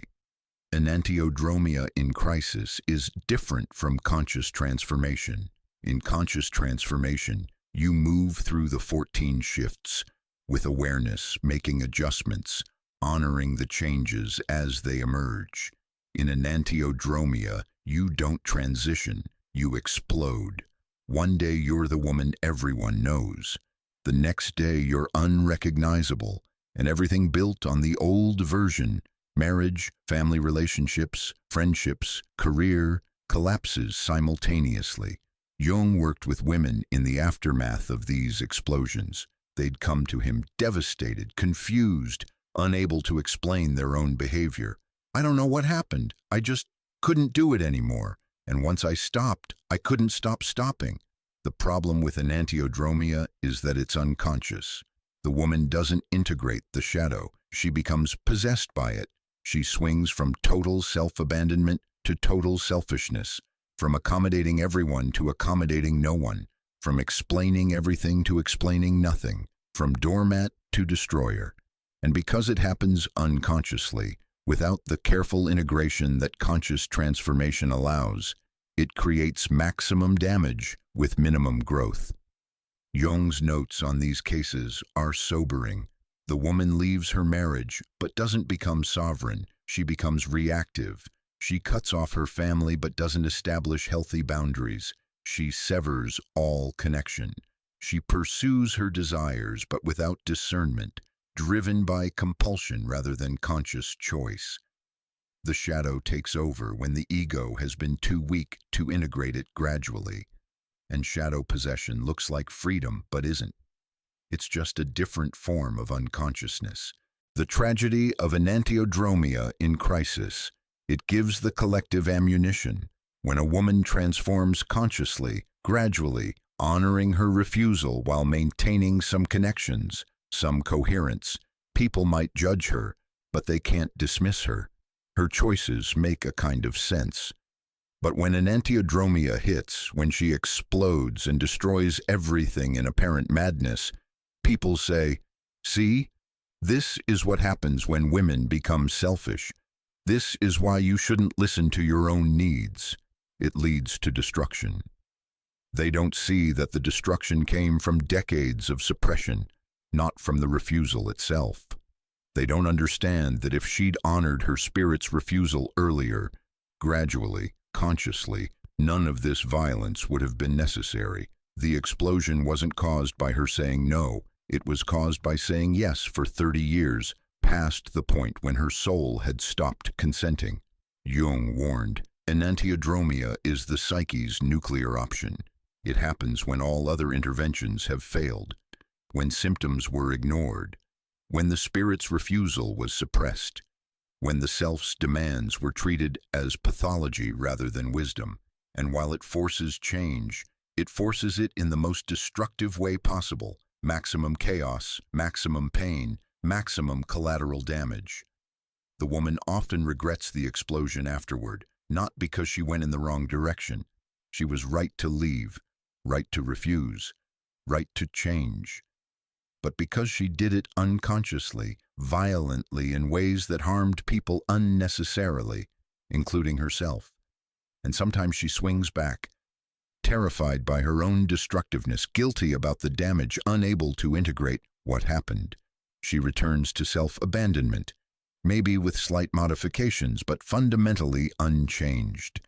And the cycle begins again, building toward the next explosion. Jung said the only solution is consciousness, honoring the shifts early when there's still whispers, allowing the transformation to be gradual, integrating the shadow before it takes over completely. Because Enantiodromia isn't the goal, individuation is, and individuation requires consciousness every step of the way. Danger. 5. Generational transmission, cursing your daughters with your silence. The fifth and final danger Jung identified: when a woman refuses to honor her own spirit's refusal, she teaches the next generation to do the same. Not through words, through modeling. She shows her daughters that women accommodate, that women endure, that women sacrifice themselves for others' comfort, that speaking up destroys relationships, that having needs makes you selfish, that your worth lies in your usefulness. She teaches them the language of self-abandonment fluently, and they learn it perfectly.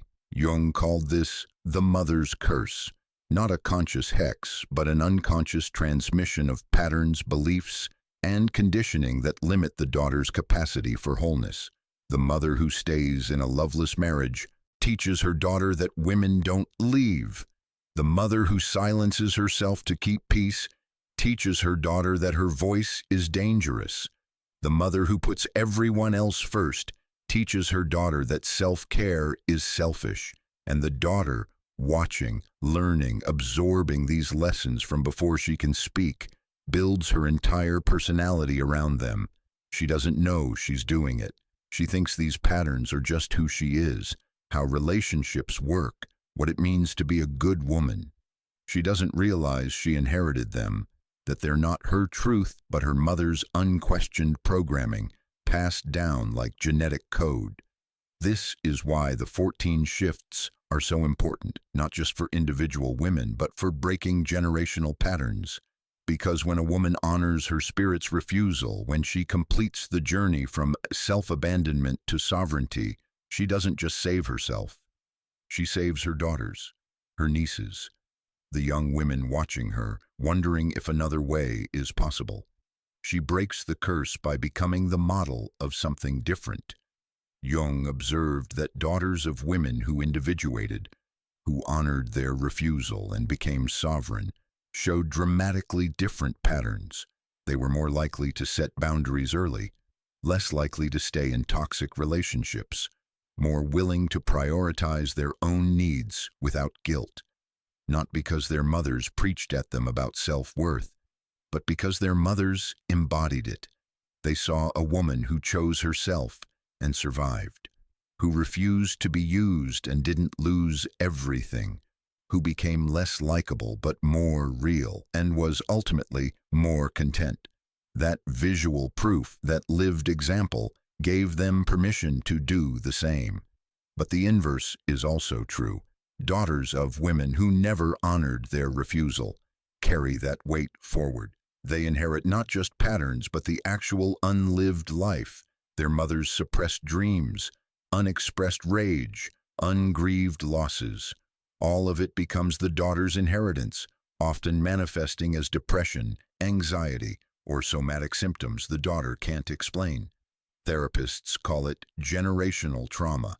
Jung called it the sins of the mother visited upon the daughter, not as punishment but as psychological inheritance. And the research on epigenetics now confirms Jung's intuition. Trauma patterns, stress responses, and behavioral conditioning can be passed down through gene expression changes. The self-abandonment your grandmother practiced affects your nervous system before you're even born. This is the existential weight of refusing to honor your own refusal. You're not just betraying yourself, you're programming the next generation to betray themselves too. You're teaching your daughters that their spirits don't matter, that their boundaries are negotiable, that their needs are less important than others' comfort, that love requires self-erasure. And they will learn these lessons so well, they'll spend decades unlearning them, if they ever recognize they were taught at all. Jung's message to women was urgent. You think you're protecting your children by modeling sacrifice. You think you're teaching them strength by showing them how much you can endure.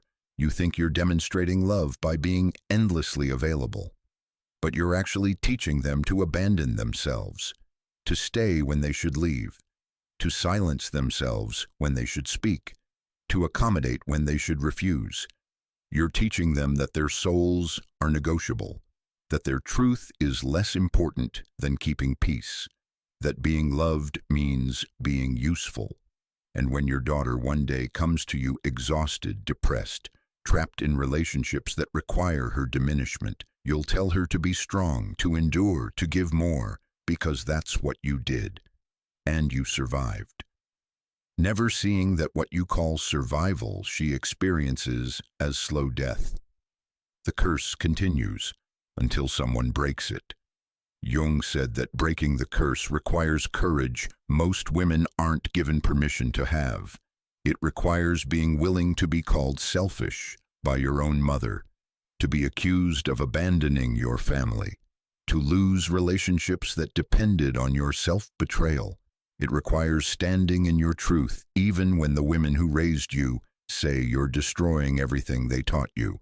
But Jung also said, this is the most important work a woman can do, not just for herself, but for every woman who comes after, because when you break the pattern in yourself, you break it in the lineage. When you refuse to carry your mother's unlived life, you free your daughter from carrying yours. When you honor your spirit's refusal and survive, you prove to the next generation that it's possible. You become the ancestor who broke the curse, and your daughters, whether biological or spiritual, will look back at your life and say, she did it, she chose herself, she survived, and because she did, I can too. That's the power of honoring your refusal. It's not just personal liberation, it's lineage healing. It's breaking cycles that have run for generations. ending patterns that have destroyed countless women's lives. It's saying, the curse ends here, with me, in this body, in this lifetime. I will not betray myself, and in not betraying myself, I will not teach the next generation that self-betrayal is love. This is the opposite of selfishness. This is the most generous thing a woman can do. Refuse to perpetuate the pattern that's been poisoning her lineage for generations. Jung knew this, and in his most private writings, he was clear. Women who honor their spirit's refusal aren't just saving themselves. They're saving daughters they'll never meet, generations they won't live to see. They're becoming the ancestors future women will pray to, grateful that someone finally had the courage to break the curse. Jung didn't just document the problem and its dangers. He mapped the solution, the actual process through which a woman's psyche moves from colonization to sovereignty, from self-abandonment to self-possession. This wasn't theory for him. It was lived methodology, tested through his own descent and refined through decades of clinical work, with women navigating this transformation. What follows is Jung's blueprint, the practices, principles, and process he developed for women whose spirits were refusing to be used. This is how you honor the refusal consciously, rather than having it erupt unconsciously. How you individuate rather than explode.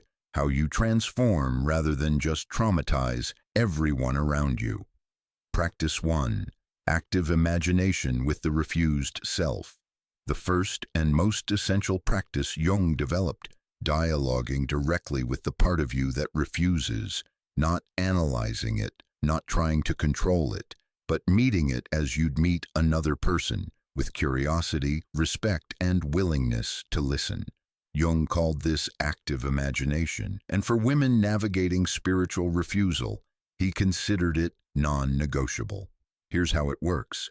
Find private space where you won't be interrupted.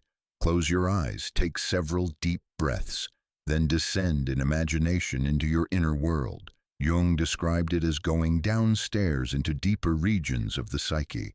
Once there, call forward the part of you that refuses. Don't force it.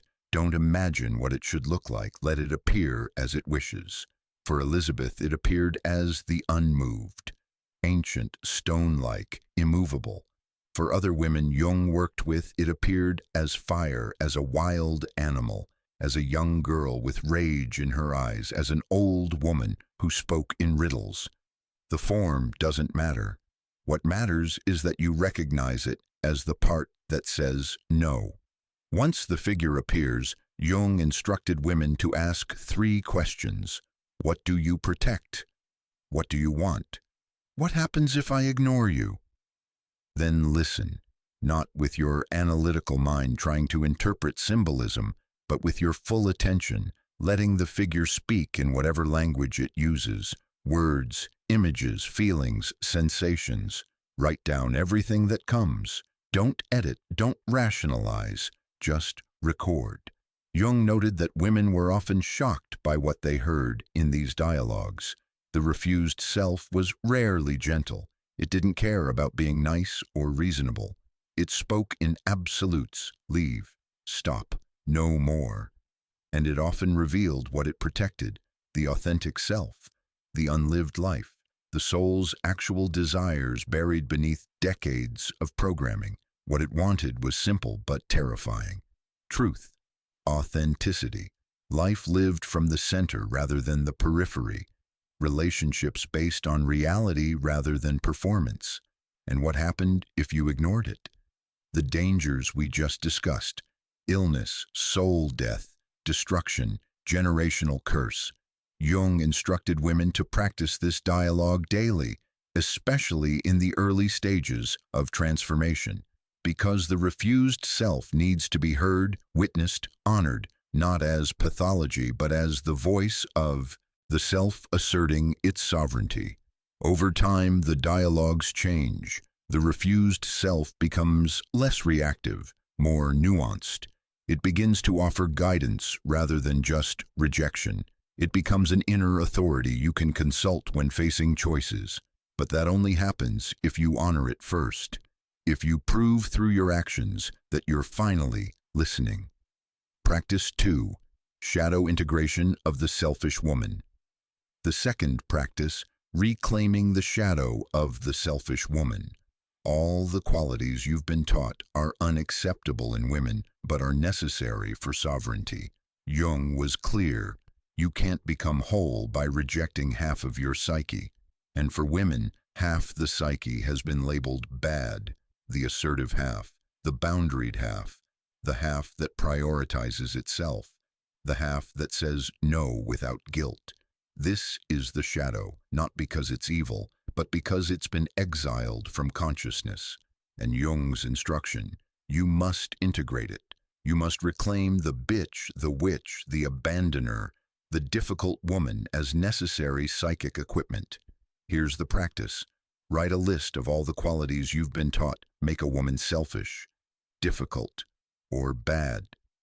Be specific, saying no, prioritizing your own needs, refusing to explain yourself, being sexually assertive, expressing anger, leaving relationships, disappointing people, being unavailable, valuing your own time, refusing emotional labor. For each quality, ask, what if this quality isn't evil? What if it's essential?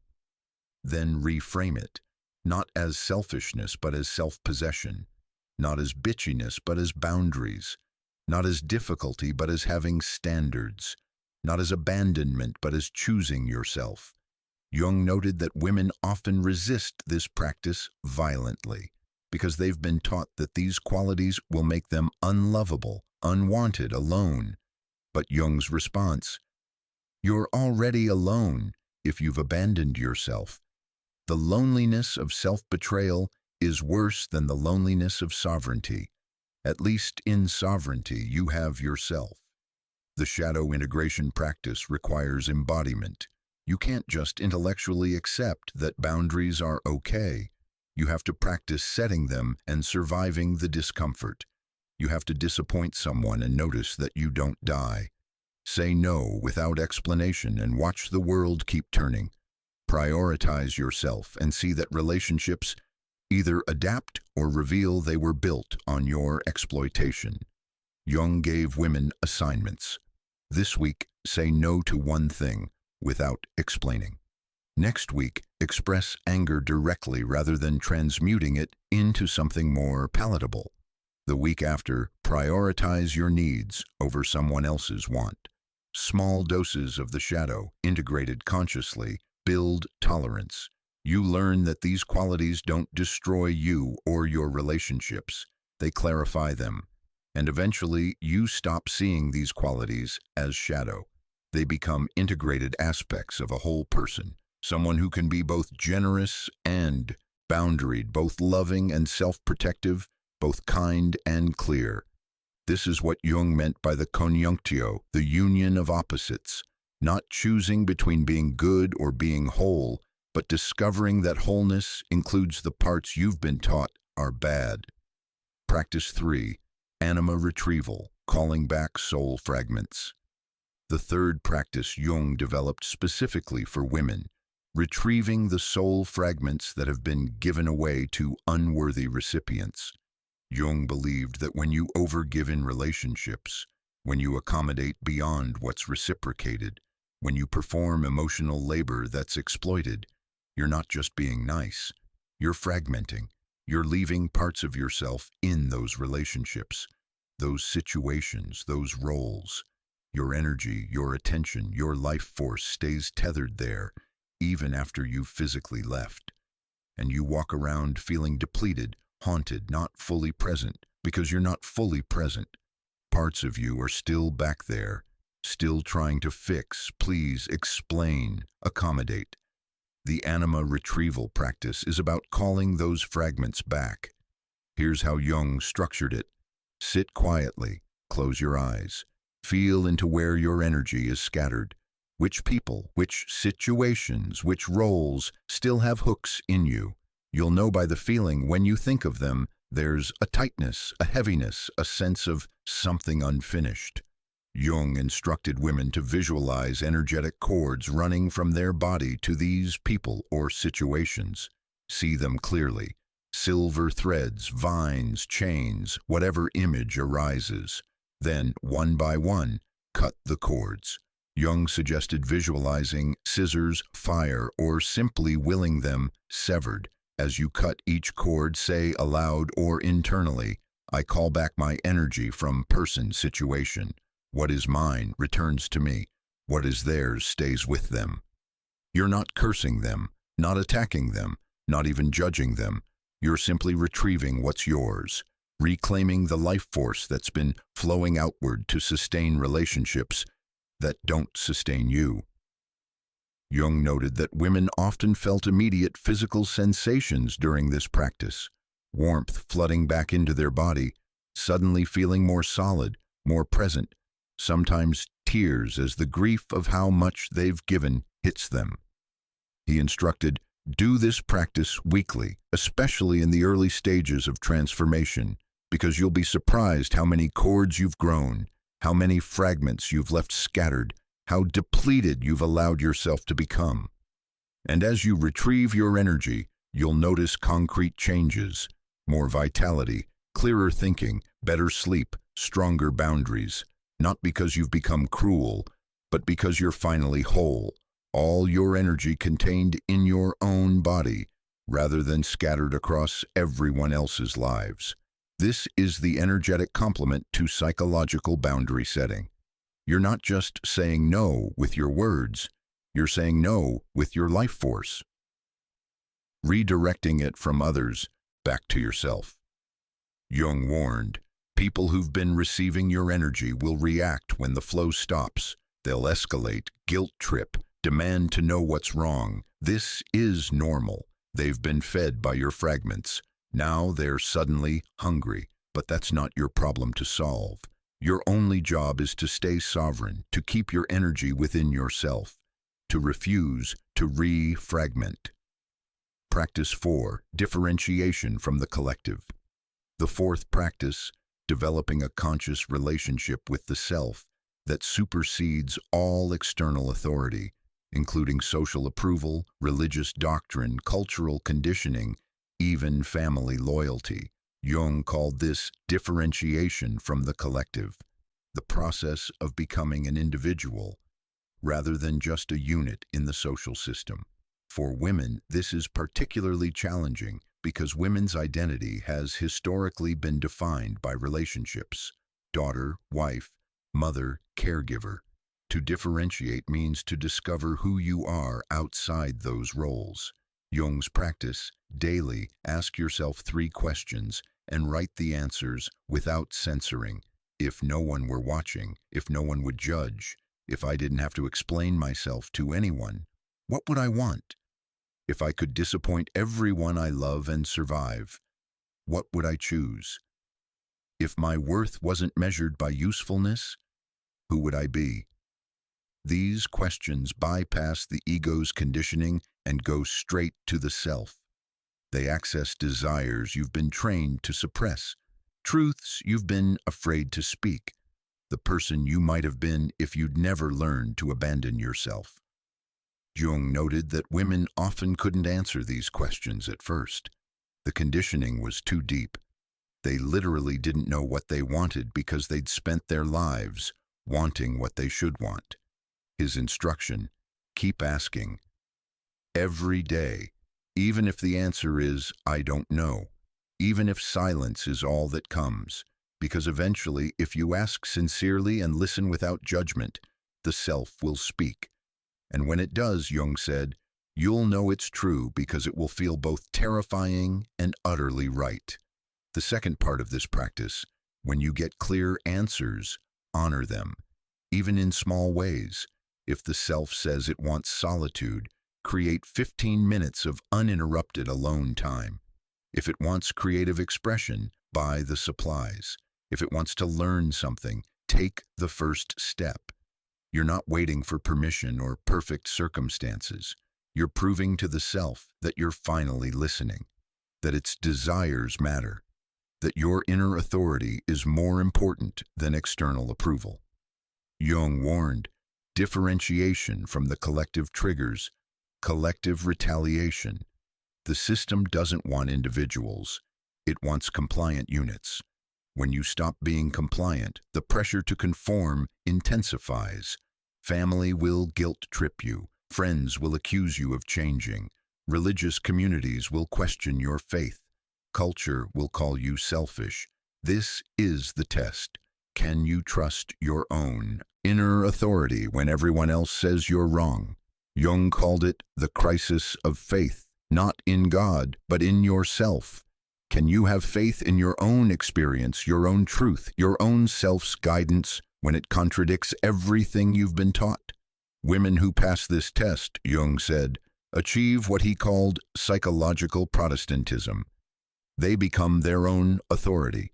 They consult the self first, external sources second. They ask, what is true for me? What serves my wholeness? What is my soul asking for? And they trust the answers more than they trust anyone else's opinion. This is sovereignty. This is what makes you unusable, because you can't be manipulated through social pressure, can't be controlled through fear of judgment, can't be guilted into betraying yourself. You've found something more important than belonging to the collective, belonging to yourself. Practice 5. Surrender to the process. The 5th practice. Accepting that honoring your spirit's refusal may cost you everything external to gain everything internal. Jung was brutal about this. He didn't promise that individuation would make your life easier or more comfortable. He promised it would make you real, and becoming real often means losing everything fake, which, if you've built your life on self-abandonment, might be most of what you have. The practice of surrender isn't resignation, it's acceptance. Acceptance that this transformation will change you fundamentally. That people who loved the old, you might not love the new you. That you might lose relationships, status, security. The life you thought you wanted, and choosing it anyway. Jung's instruction, write a list of everything you're afraid of losing if you honor your spirit's refusal. Be specific. Your marriage, your family's approval, your social circle, your reputation, financial security, your identity as the nice one, the comfort of being liked. Look at the list. Feel the fear. Let yourself grieve what might be lost. Then ask, am I willing to lose this to gain myself? If the answer is no, if preserving the external matters more than becoming authentic, Jung said honestly, don't begin this journey, because you'll sabotage it halfway through when the cost becomes real. But if the answer is yes, even a terrified, uncertain yes, then you're ready for the initiation. The practice of surrender involves daily recommitment, because the fear will return. The doubt will whisper that you're destroying your life. The temptation to go back will be overwhelming. In those moments, Jung instructed women to return to this question. Would I rather have the life I'm losing or the self I'm gaining? And remember, what you're losing was built on self-betrayal. It only worked because you betrayed yourself. So it wasn't actually serving you, it was using you. You're not losing something good. You're losing something that required your diminishment to exist. That's not loss, that's liberation. Jung also taught that surrender includes surrendering the timeline. You don't get to control how fast this transformation happens. You don't get to skip the painful parts or rush to the resolution. The psyche has its own pace. The self has its own wisdom about timing. Your job is to show up daily, honor each shift as it comes. Trust the process even when you can't see where it's going. Jung called this serving the process rather than controlling it. You become a participant in your own transformation rather than its director, and that requires profound humility, admitting that your ego doesn't know better than your soul what you need, when you need it, how fast you should move. Practice 6. Creation of sacred containers. The 6th and final practice, establishing external structures that honor and protect the emerging self. Jung emphasized that transformation doesn't happen in a vacuum. You need containers, practices, spaces, and relationships that support authenticity rather than demanding performance. Sacred containers take many forms: physical space, a room, a corner, even a chair that belongs only to you. No one else's energy, no one else's needs. Jung called this a temenos, sacred space where the emerging self can be without performance. Time boundaries, non-negotiable hours that belong to your soul, not to obligations. Jung recommended women establish at minimum 1 hour daily of protected time. Not for productivity, for presence. Conscious relationships, connections with people who know you're transforming and support it rather than trying to return you to who you were. Jung noted these relationships are rare. Most people want you to stay the same because your constancy makes them comfortable. Creative practice, a regular engagement with something that has no purpose except expression, art, writing, music, movement, not for external consumption, for the soul's need to speak. Ritual space, regular practices that honor the self, meditation, prayer, time in nature, whatever creates the felt sense of connection to something larger than ego. Jung insisted these containers be non-negotiable, because when the pressure to regress builds, when everyone is demanding you go back to being who you were, you need external structures that support your commitment to yourself. The sacred container is your reminder that this transformation isn't selfishness, it's survival. It's the structure that holds you when doubt threatens to collapse you. Jung's methodology wasn't passive. It wasn't just be yourself or follow your truth. It was a specific, rigorous process of psychic restructuring, of reclaiming what was exiled, integrating what was split, retrieving what was scattered, and establishing sovereignty over your own consciousness. This is the blueprint he left, not for women to stay comfortable, but for women to become whole, not to maintain relationships built on their diminishment, but to discover what real relationship feels like, not to be loved for their usefulness, but to be known for their reality. The promise wasn't happiness, it was authenticity, and Jung believed that was worth everything it cost. History remembers women in two ways, as difficult or as disappeared. Jung observed this pattern across centuries, across cultures. Women who honored their spirit's refusal were documented, mythologized, and pathologized. Women who complied were erased, martyred, or remembered only in relation to men. What follows are the contrasts. Women who completed the journey from self-abandonment to sovereignty versus women who remained trapped in patterns of compliance. Their stories reveal the consequences of each path with devastating clarity. The refusers, women who honored their spirit and survived. Hildegard von Bingen, 1098, 1179, Benedictine abbess, mystic, composer, writer, healer.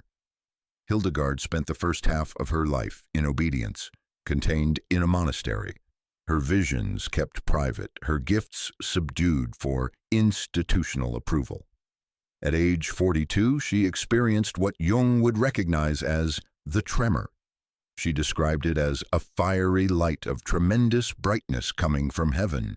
Her body became ill with mysterious symptoms that physicians couldn't explain. Classic psychosomatic rebellion. The message was clear: speak what you've been silencing or die. Hildegard began documenting her visions publicly despite resistance from church authorities. Then she did something unprecedented for a woman in her era. She left the monastery where she'd been confined and established her own community, with herself as the authority. The church was furious. Male clergy questioned her legitimacy, called her presumptuous, demanded she return to proper obedience. Hildegard refused. She took her visions directly to the Pope, bypassed the local authorities who wanted her silenced, and secured papal approval to continue her work. She spent the rest of her life composing music that's still performed today, writing theological texts that challenged church doctrine, healing with medicines. She formulated herself and preaching to crowds that included bishops and kings, something unheard of for a woman. She died at 81, having lived fully, created prolifically, and never returned to the container that required her diminishment. Jung noted in his study of her, she became dangerous to the system precisely because she refused to be contained by it. Her refusal was sacred. She claimed divine authority for her voice, making it impossible to silence without challenging God himself. This is the genius of women mystics. They found the one authority that superseded patriarchal authority and aligned themselves with it. Hildegard completed all 14 shifts, and history remembers her not as someone's daughter or someone's servant, but as herself. George Sand, 1804–1876, French novelist, early feminist, defier of gender conventions. Born Amantine Lucille Aurore Dupin, she was married at 18 to a man she described as terminally boring. She performed the role of wife and mother for 9 years, while feeling, she wrote, like I was being buried alive under expectations. At 27, she left her marriage, not quietly, not apologetically. She literally left, moved to Paris, started wearing men's clothing, took a male pen name, and began writing novels that scandalized respectable society. Her family was horrified. Her husband demanded she return. Society labeled her a whore, a bad mother, a disgrace. Sand's response, documented in her autobiography, I would rather be lonely and authentic than accompanied by lies. I will not perform femininity if femininity means my death. She had public affairs with famous men, Chopin, Musset, others, and wrote about female desire openly. She smoked in public. She spoke at political rallies. She lived exactly as she wanted while ignoring every social convention designed to control women. Her novels explored women's inner lives, their desires, their rage at the limitations imposed on them. She became one of the most successful and highest-paid writers in Europe, supporting herself entirely through her own work. Did she lose things? Absolutely. Respectability, social acceptance, her marriage, relationships with family members who couldn't accept her choices, but she gained herself, and she wrote prolifically until her death at 72, having lived a life that was entirely, authentically hers. Jung's assessment, Sand integrated the masculine principle without losing the feminine. She didn't become a man in woman's clothing, she became whole. This terrified society because she proved that women don't need men's permission to access power, sexuality, or freedom. She simply took what was hers and dared anyone to stop her. Lou Andreas Salome, 1861–1937, writer, psychoanalyst, intellectual who refused marriage conventions. Lou was courted by Nietzsche, proposed to by Rilke, studied under Freud, and corresponded with Jung. She could have been Nietzsche's wife or Rilke's muse, and history would have preserved her in relation to famous men. She refused that diminishment entirely. When Nietzsche proposed marriage, she said no, not because she didn't love him, but because marriage would require her intellectual subordination. She wanted partnership of minds, not ownership of women. She eventually married Friedrich Andreas, but on her terms, a white marriage, non-sexual, with complete independence to travel, write, and have relationships with other men. Her husband agreed or lose her entirely. Lou studied psychoanalysis, became one of the few women in Freud's inner circle, and developed her own theories about female sexuality that challenged both Freud and Jung. She maintained her intellectual autonomy even within institutions that demanded female deference. She wrote books on Nietzsche, on Rilke, on women's psychology, always from her own authority, never positioning herself as subordinate to the men she analyzed. and she lived exactly as she chose. Lovers when she wanted them, solitude when she needed it, work that mattered to her, relationships on her terms. Jung wrote of her, "Lu achieved what few women of her era managed. She participated fully in intellectual life without sacrificing her femininity or her autonomy. She refused to choose between being a woman and being sovereign. She insisted on both." Lu died at 76, having lived without apology, created without permission, and loved without ownership. Sojourner Truth, c. 1797-1883. Abolitionist, women's rights activist, former slave, who refused every limitation, born into slavery, sold multiple times, beaten, bred for slave labor. Truth experienced exploitation at levels most women can't imagine, and she refused to let it define her. After escaping slavery, she could have lived quietly, grateful just to be free. Instead, she became one of the most powerful voices in both the abolitionist and women's rights movements. She traveled the country giving speeches with a directness that shocked audiences. Her famous "Ain't I a Woman?" speech challenged both racism and sexism by simply stating her reality. "I have plowed and planted and gathered into barns, and no man could head me, and ain't I a woman?" She refused to perform the femininity white women claimed as requirement for womanhood. Refused to be quiet, accommodating, or grateful. Refused to shrink herself to make white abolitionists or male activists comfortable. She was illiterate but dictated her autobiography and sold it at speeches to fund her work. She met with President Lincoln. She successfully sued a white man for assault, a black woman taking a white man to court in the 1800s. And she did all this while maintaining spiritual authority. She spoke from religious conviction, making her refusal sacred rather than just rebellious. Truth died at 86, having spent her freedom fighting for others' freedom, never once apologizing for the space she took up or the voice she wielded. Jung's observation, truth transmuted her suffering into power without becoming the oppressor. She integrated her shadow, the rage, the refusal, the righteous fury, and wielded it in service to justice. This is sovereignty in its highest form. The pattern among refusers. All these women experienced the tremor, that initial awakening that their lives as currently constructed required their spiritual death. All of them faced the revulsion, the withdrawal, the rage, the grief, the seeing.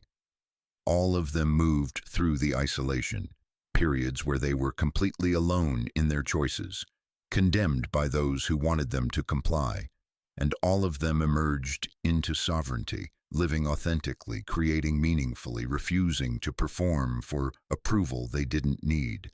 They lost things: respectability, social acceptance, sometimes family relationships, financial security, but they gained themselves.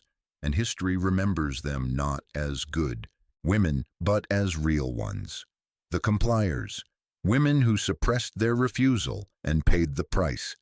Sylvia Plath, 1932-1963, poet who couldn't reconcile authenticity with accommodation. Plath's journals reveal a woman in constant internal warfare, torn between her artistic ambition and her desire to be the perfect wife, between her rage and her need to be loved, between her authentic voice and the performance required of 1950s femininity. She married poet Ted Hughes and tried to be both, the brilliant poet and the accommodating wife. She typed his manuscripts while her own work waited. She managed the household while he wrote. She performed the role while her spirit was screaming. Her journals document the tremor. I am so hungry for something real. The revulsion. I feel sick when he expects me to. The rage. I could kill him for taking what's mine. But she never completed the refusal. She kept performing, kept accommodating, kept trying to be both the artist and the good wife. Two identities that, in her context, were incompatible. The stress manifested physically: chronic sinusitis, the flu that wouldn't resolve, exhaustion that sleep didn't touch. Her body was saying no, while her mind kept saying yes. Her poetry became increasingly raw, powerful, furious, her authentic voice breaking through. But in her life, she remained trapped between who she was and who she was supposed to be. At 30, she took her own life. Jung would have recognized this as Enantiodromia forestalled, the transformation that needed to happen consciously but was suppressed until the only way out was destruction. In Plath's last poems, written weeks before her death, you see sovereignty emerging, fierce, clear, done with performance. But it came too late to save her life. She found her voice right as she lost herself. The tragedy, if she'd honored her refusal earlier, if she'd been willing to disappoint Hughes and leave the marriage that required her diminishment, she might have lived to write everything she was becoming. But the conditioning was too strong. The need to be loved was too powerful. The fear of being called selfish was too overwhelming, and so she stayed until staying killed her. Virginia Woolf, 1882-1941, brilliant writer who lived split between public performance and private anguish.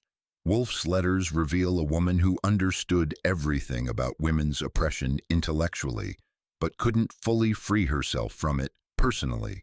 She wrote A Room of One's Own, articulating perfectly what women need for creative freedom.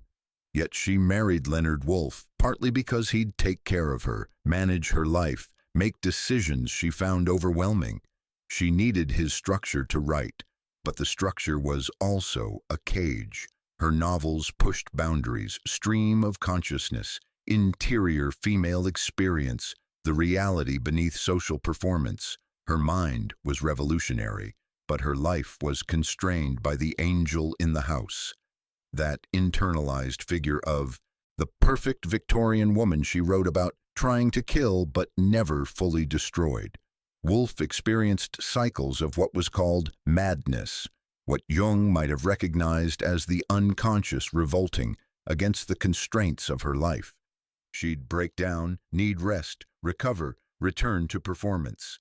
The pattern: suppress authentic self, perform respectability, accumulate pressure, break down, rest, repeat. She never made the full refusal, never left the marriage that, while loving, also infantilized her, never claimed complete autonomy, never stopped splitting herself between the revolutionary writer and the proper wife. At 59, during another breakdown cycle, she walked into a river with stones in her pockets.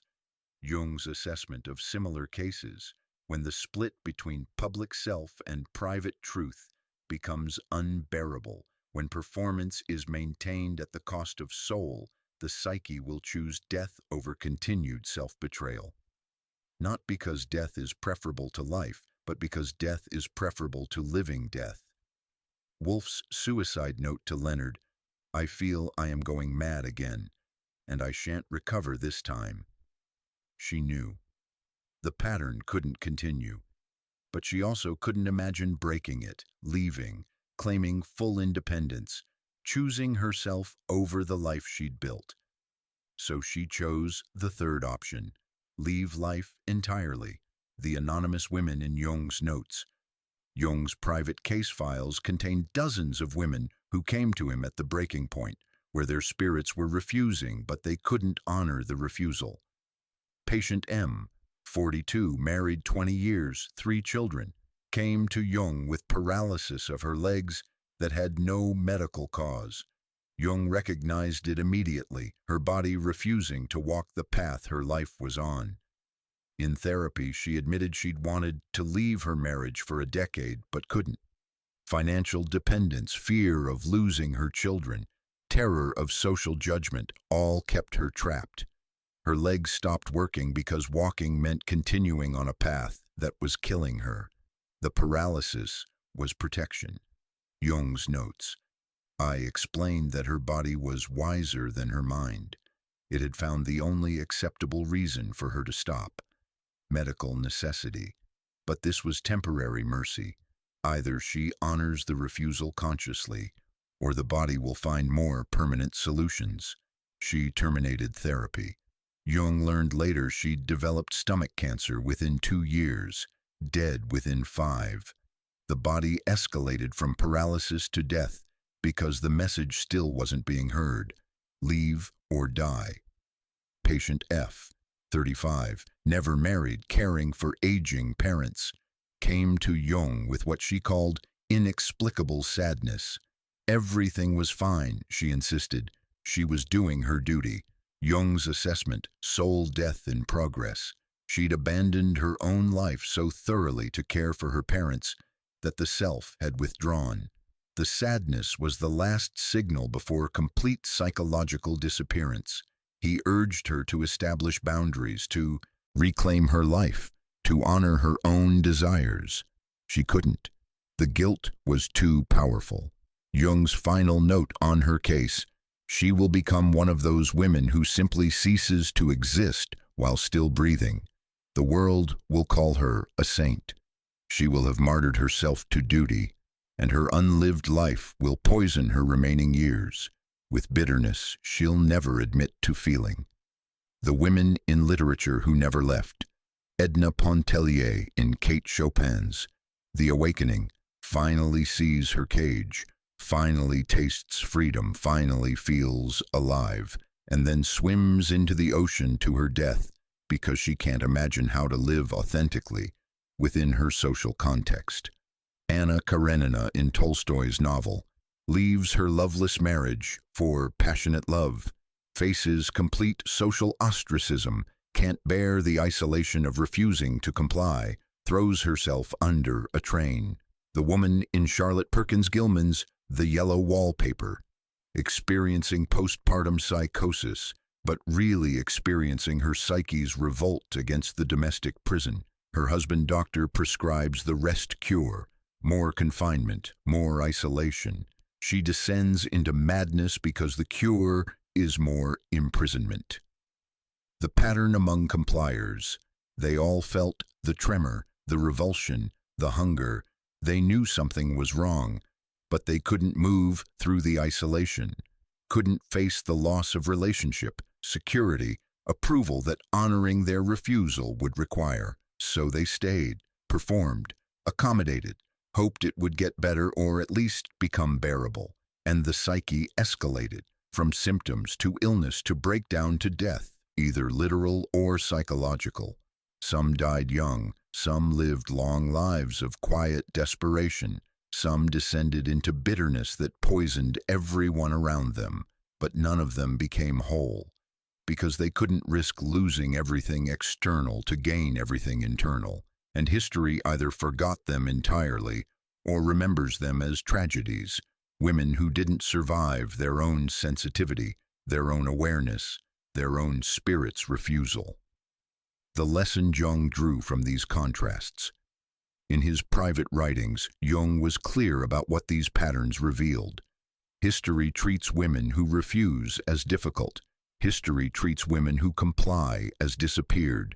But when you look at their actual lives, at what they created, what they experienced, how they died, the choice becomes obvious. The refusers lost everything, built on self-betrayal and gained lives worth living. The compliers kept everything external and lost themselves. The refusers were called selfish, difficult, unnatural, dangerous.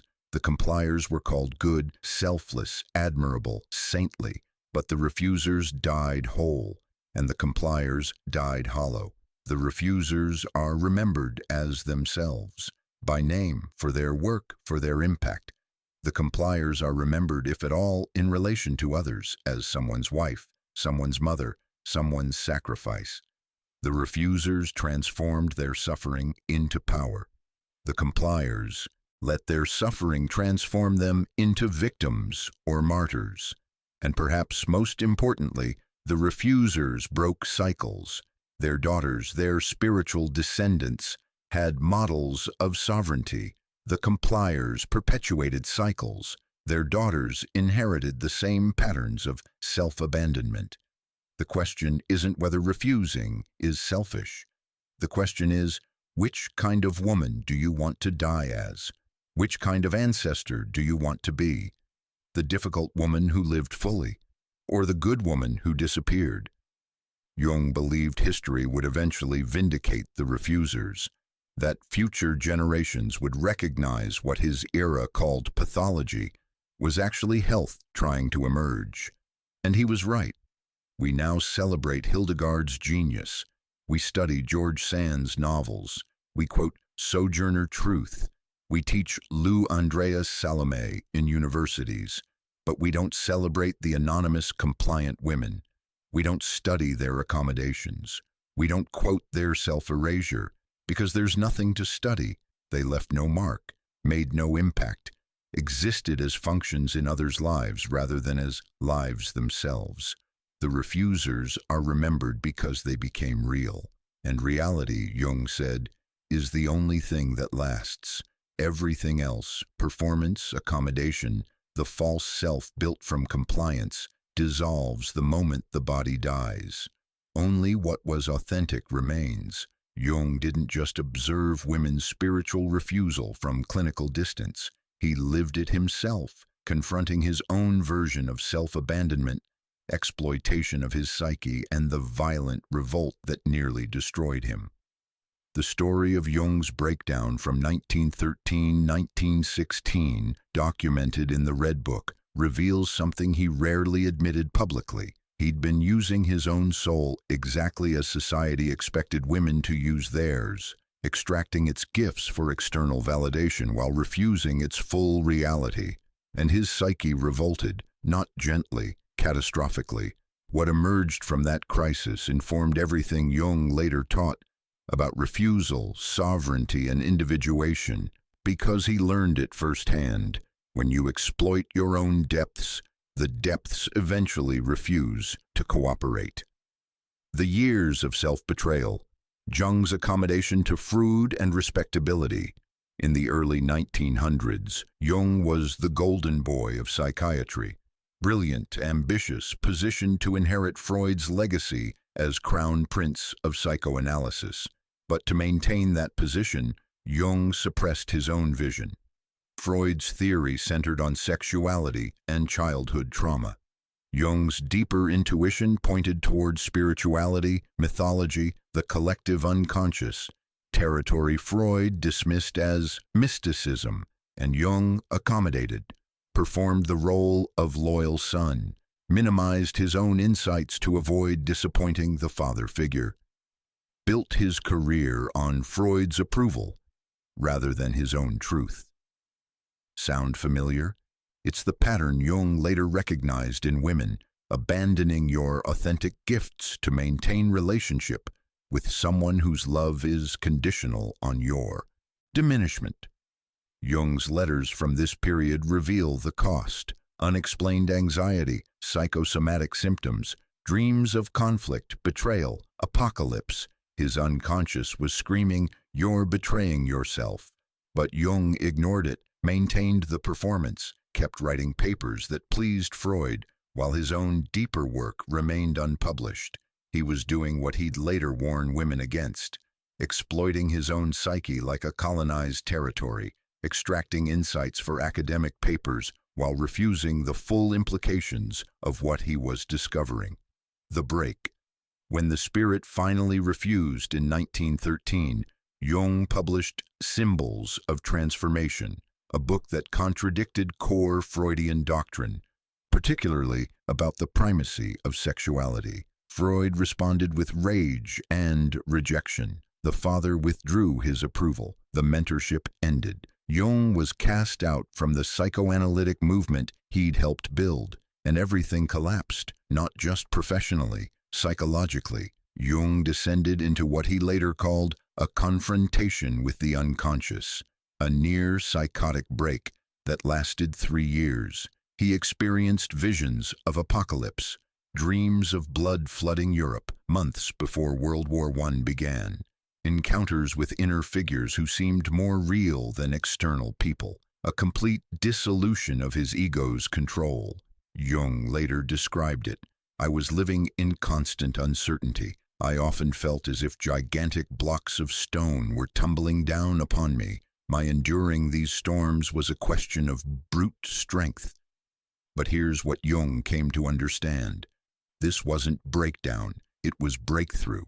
His psyche had finally refused to continue the arrangement, refused to be exploited for career advancement, refused to suppress its deeper truth for institutional acceptance, refused to remain colonized by Freudian doctrine. The spirit was asserting its sovereignty, and the ego had to surrender or die. The encounter with the feminine, Salome, the Anima, and Sophia. During his descent, Jung documented encounters with inner feminine figures who confronted him with what he'd been denying. One of the first was Salome, the biblical seductress, symbol of dangerous feminine power. She appeared in Jung's active imaginations alongside the blind prophet Elijah. Jung was terrified of her. She represented everything his respectable persona had suppressed. Sexuality, irrationality, the body, the dangerous feminine that patriarchal consciousness fears. But Salome told Jung something crucial. You are Christ. Jung recoiled, interpreted it as inflation, as grandiosity, as his ego identifying with the divine, exactly the pathology he'd later warn against. But gradually he understood differently. Salome wasn't saying Jung was literally Christ. She was saying he was meant to incarnate his own depths, to become whole rather than remain safe, to sacrifice his respectable identity the way Christ sacrificed his life. She was calling him to individuation, and he was terrified because individuation meant the death of who he'd been. Then came encounters with the Anima, his soul image, the feminine within. Jung described her as both guide and destroyer, both muse and critic. The Anima showed Jung how he'd been using her, extracting insights, images, creative energy for his papers, his career, his reputation, while refusing her actual demands. She demanded he stop using psychology as defense against the psyche, stop writing about the unconscious from safe distance, stop being the professor and become the initiate. You want my gifts, but you refuse my reality, she told him in his imaginations. You mine me like coal and wonder why your soul is empty. This was the mirror. Jung was doing to his own feminine principle exactly what patriarchal culture did to women, exploiting their gifts while refusing their full humanity. Later came Sophia, divine wisdom, the transcendent feminine. She appeared as an old woman who told Jung he had to go deeper still, to descend past personal psychology into collective depths, to stop being Carl Jung, respected psychiatrist, and become a servant of something larger. Sophia's message: your true work hasn't begun. Everything until now has been preparation. But preparation for what? For this descent, for dismantling everything you thought you knew, so truth can emerge. The Red Book, documenting the refusal and transformation. Jung spent years documenting this crisis in what became the Red Book, ornate calligraphy and paintings recording his encounters with the unconscious. It's a record of psychological dismantling, the ego's control dissolving, the persona shattering, everything built on accommodation and ambition falling apart. But it's also a record of something being born. Jung called it my most difficult experiment, allowing the unconscious full expression without ego interference, not analyzing it, not controlling it, not using it, just witnessing it, serving it, letting it restructure him. This is what he'd later teach women. You don't overcome the spirit's refusal. You surrender to it. You let it destroy what needs destroying and birth what needs birthing. In the Red Book, Jung documented insights that wouldn't appear in his published work for decades, about the collective unconscious, about archetypes, about the self as sovereign center, about individuation as spiritual path, not just psychological adjustment. Why didn't he publish it? Because it was too raw, too mystical, too vulnerable. Publishing it would have destroyed his remaining credibility in academic psychology, so he kept it private. Let the world see only the sanitized, scholarly version of his insights, while the actual experience remained hidden. Even Jung couldn't fully honor his own refusal publicly. The conditioning was too deep. The fear of being dismissed as mad was too powerful. But he honored it privately, and that private honoring saved his life. The lessons Jung learned from his own crisis. When Jung emerged from the Red Book years, he'd been fundamentally transformed. He documented what he learned, lessons that informed all his later work. Lesson 1. The psyche refuses exploitation. Whether it's women exploiting themselves for others' comfort, or Jung exploiting his unconscious for academic achievement, the self will eventually rebel. You can't use your soul indefinitely. Eventually, it stages a coup. Lesson 2.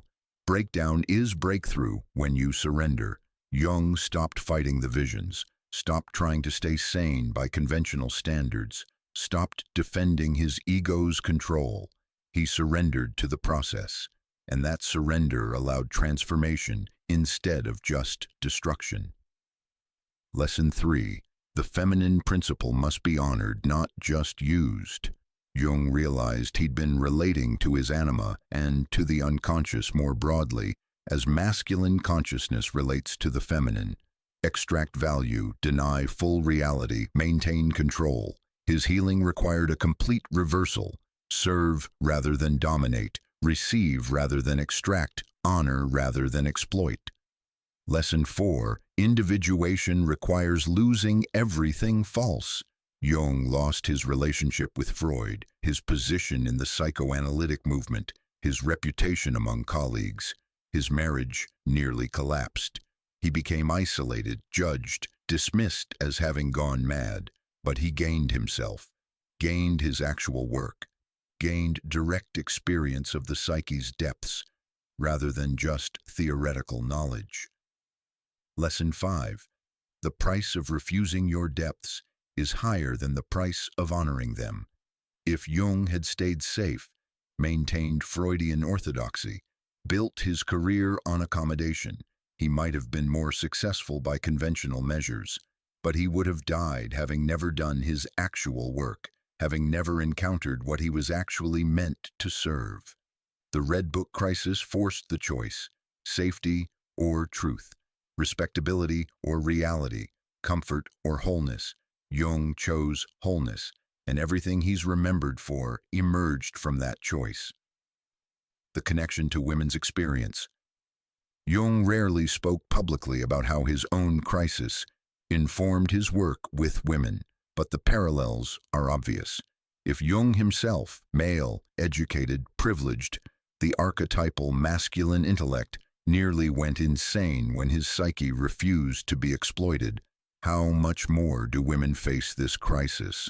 Women whose entire socialization has been toward self-exploitation, who've been trained from birth that their value lies in accommodation, who've built identities entirely from meeting others' needs while suppressing their own depths.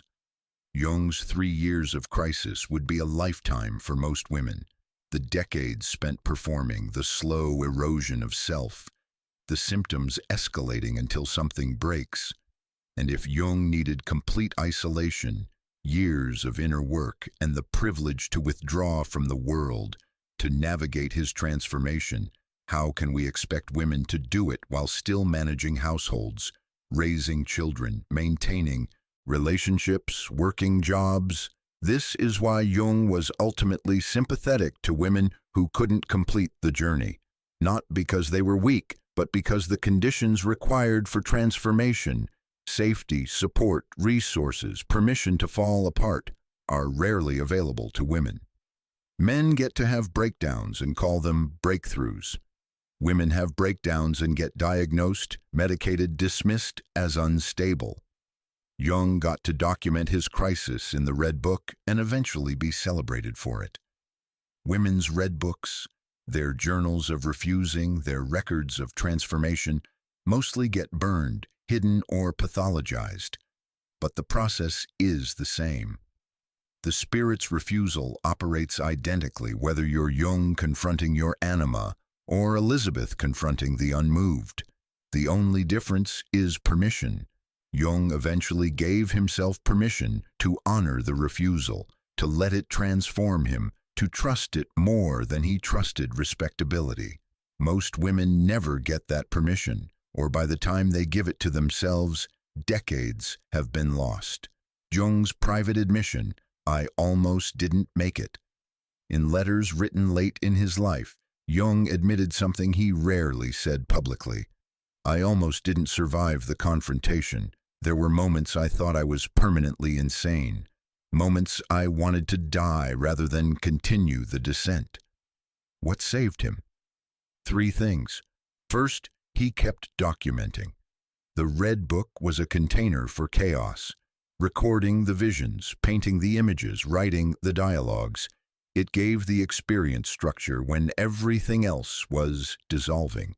Second, he maintained minimal external obligations. His practice, his family, basic functioning, these anchored him when internal reality threatened to flood everything. Third, he trusted the process more than he trusted his fear. Even when he couldn't see where it was going, even when he felt insane, something in him kept saying, "This is necessary. Surrender to it." This is what he'd later teach. You need containers, documentation, structure, practices to hold you during transformation. You need minimal anchor points in external reality. And you need faith, not religious faith necessarily, but faith in the process itself. Without those 3 elements, Jung said, he would have been lost, institutionalized perhaps, destroyed by what was trying to transform him. And yet, he also said, it was the most important thing I ever did. Not my books, not my theories, but that descent, that surrender, that willingness to let the unconscious restructure me completely. Everything of value came from that. This is what Jung understood that most psychology still doesn't. Transformation isn't gentle, it isn't safe. It requires complete dismantling before new structure can emerge. And when a woman's spirit refuses to be used, when her psyche stages a coup against self-abandonment, she's entering that same territory Jung entered. She's facing the same choice: surrender and transform, or resist and be destroyed. The difference is that Jung had the Red Book to document his journey. He had the privilege to withdraw. He had eventual validation that his crisis was actually breakthrough. Most women get none of that. They get medication, judgment, pressure to return to normal. But the process they're going through, it's the same sacred dismantling Jung experienced. And if he, with all his advantages, almost didn't make it, we should honor the profound courage required for any woman to navigate spiritual refusal in a world that calls it selfishness. Jung knew this. In his private work with women, he didn't minimize what they faced. He didn't tell them it would be easy or that everyone would understand. He told them the truth. You're entering the most dangerous passage a psyche can undertake. Most don't make it, but those who do become more real than anything else in this world, and that reality is worth everything it costs. Theory without practice is intellectual entertainment. Jung developed specific, concrete practices women could implement immediately to honor and navigate the 14 shifts. These weren't self-care fluff or spiritual bypassing. They were psychic survival tools. What follows are the 10 essential practices Jung used with women whose spirits were refusing to be used. Each one addresses a specific aspect of the transformation and provides actionable steps. Practice 1. The morning inventory, checking in with somatic truth. Before engaging with any external demands, before checking your phone or responding to others' needs, Jung instructed women to spend 10 minutes checking in with their body's truth. How to do it. Sit somewhere private immediately upon waking. Close your eyes. Take 3 deep breaths. Then ask your body 3 questions, paying attention to physical sensations rather than mental answers. How do I actually feel right now? Not how you should feel, how you actually feel. Tired, angry, heavy, tense, whatever's true. What am I dreading today? Notice what creates contraction, heaviness, or resistance in your body when you think about your day. What would bring me genuine relief? Not what you should want, what your body actually wants. Rest, solitude, saying no, screaming, whatever arises. Write down what you notice without judgment or immediate action. You're not promising to honor every desire, you're just acknowledging truth. Why it works.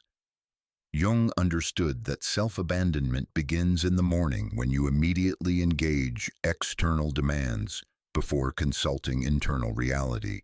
You check everyone else's messages before checking in with yourself. The morning inventory interrupts that pattern. It establishes that your inner reality matters, gets heard, gets documented, even if you don't immediately act on it. Over time, this practice builds somatic literacy. You learn to distinguish between what your conditioning says you should feel and what your body actually feels. That distinction is essential for navigating spiritual refusal. Warning: the ego will resist this practice violently. You'll have 1,000 reasons why you don't have time, why it's self-indulgent, why you should just check your phone quickly first. That resistance is the colonizer's voice. The morning inventory is revolutionary precisely because it centers your reality before anyone else's. Do it anyway. Practice 2. The Sacred No Daily Boundary Practice. Jung instructed women to practice 1 refusal daily without explanation or justification. 1 conscious, boundaried no. How to do it. Each morning, identify 1 thing you'd normally say yes to out of obligation, guilt, or conditioning. Something small, a phone call you don't want to take, a request you'd normally accommodate, an event you'd normally attend. Say no, without explaining, without apologizing excessively, without offering alternatives or trying to make the other person feel better about your refusal. Examples: I won't be able to make it. That doesn't work for me. No, thank you. I'm not available for that. Then sit with the discomfort. Notice the guilt, the anxiety, the voice that says you're being cruel. Don't try to fix those feelings, just observe them. At the end of the day, journal: I said no to I. The discomfort I felt was I, but I survived and nothing catastrophic happened. Why it works. Jung understood that women's self-abandonment is maintained through an allergy to saying no. The guilt, shame, and anxiety that arise when you set boundaries are so intense, most women will betray themselves to avoid feeling them. The sacred no is exposure therapy for that allergy. You practice tolerating the discomfort until your nervous system learns that boundary setting doesn't equal death or abandonment. Each small no strengthens what Jung called the spiritual immune system, your psyche's ability to detect and refuse exploitation without collapsing into guilt. Warning: start small. Don't begin this practice by divorcing your husband or quitting your job. Begin with tiny boundaries, refusing 1 social engagement, not answering 1 text immediately, saying no to 1 request. The ego needs evidence that you can survive small refusals before it will trust you with larger ones.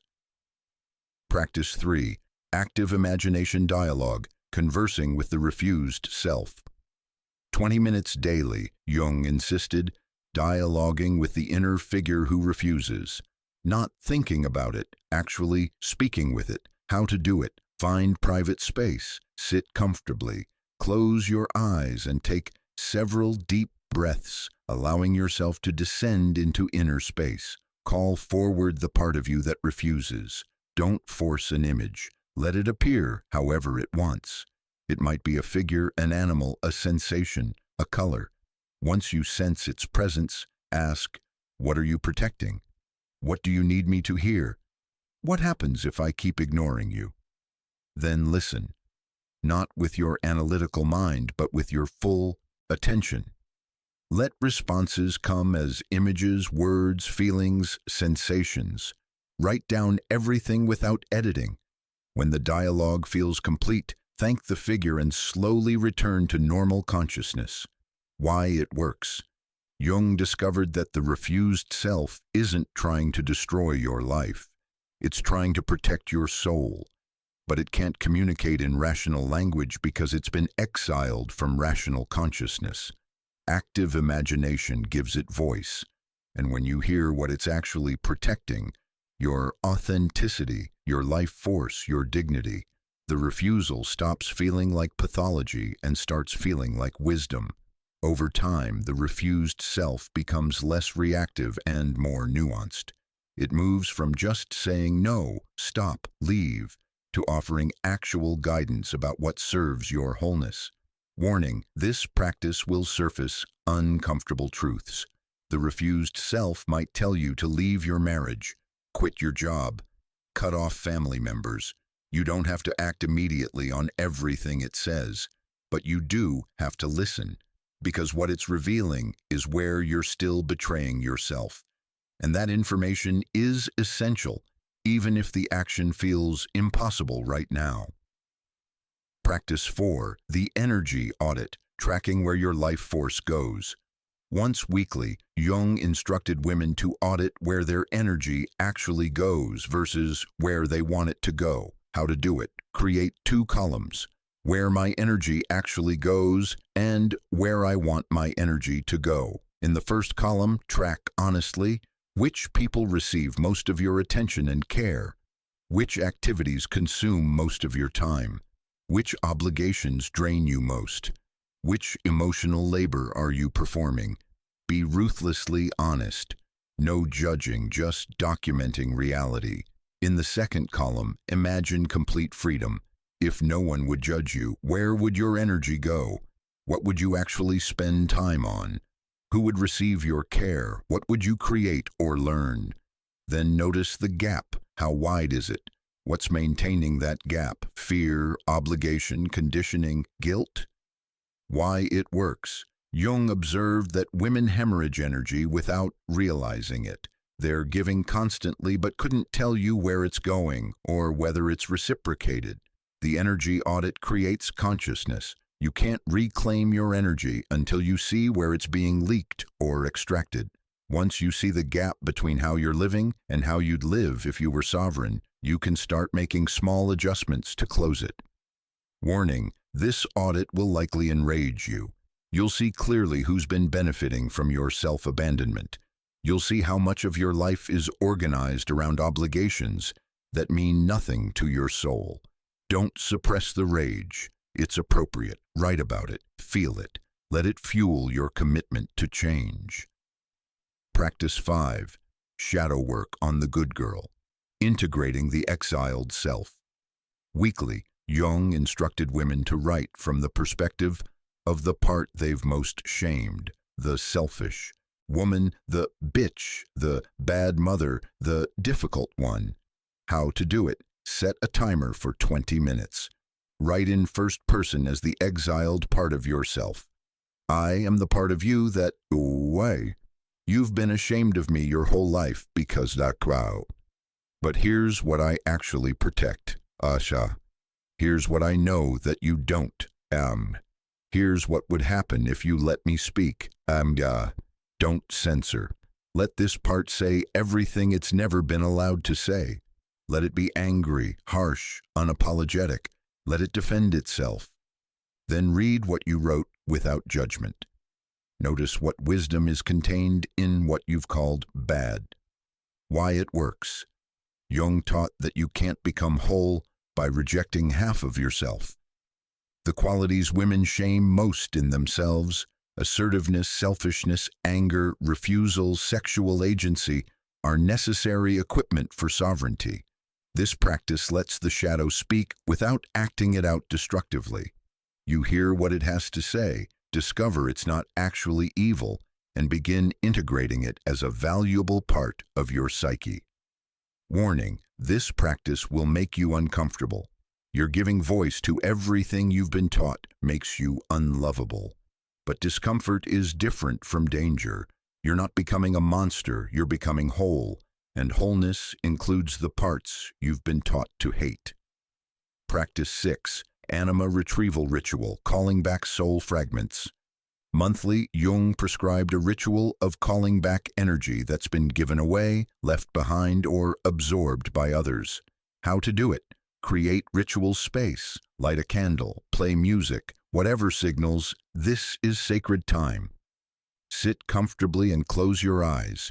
Visualize your energy as light or color. Notice where it's scattered. See cords or threads connecting you to people, places, situations where you've left parts of yourself. Name each one aloud. My energy that's still trying to fix my mother. My energy that's still managing my partner's emotions. My energy that's still proving my worth to my father. Then, one by one, visualize cutting the cords. Use whatever image works, scissors, fire, simply willing them severed. As each cord is cut, say, I call back my energy from person, situation. What is mine returns to me. What is theirs stays with them. I am whole within myself. Visualize the energy flowing back into your body. Feel yourself becoming more solid, more present, more complete. Why it works. Jung believed that over-giving creates actual energetic fragmentation. You're not metaphorically drained. You're actually scattered, with parts of your attention and life force still invested in people and situations that don't serve you. This ritual is psychic reclamation. You're gathering yourself back into yourself, becoming whole within your own boundaries rather than dispersed across everyone else's needs.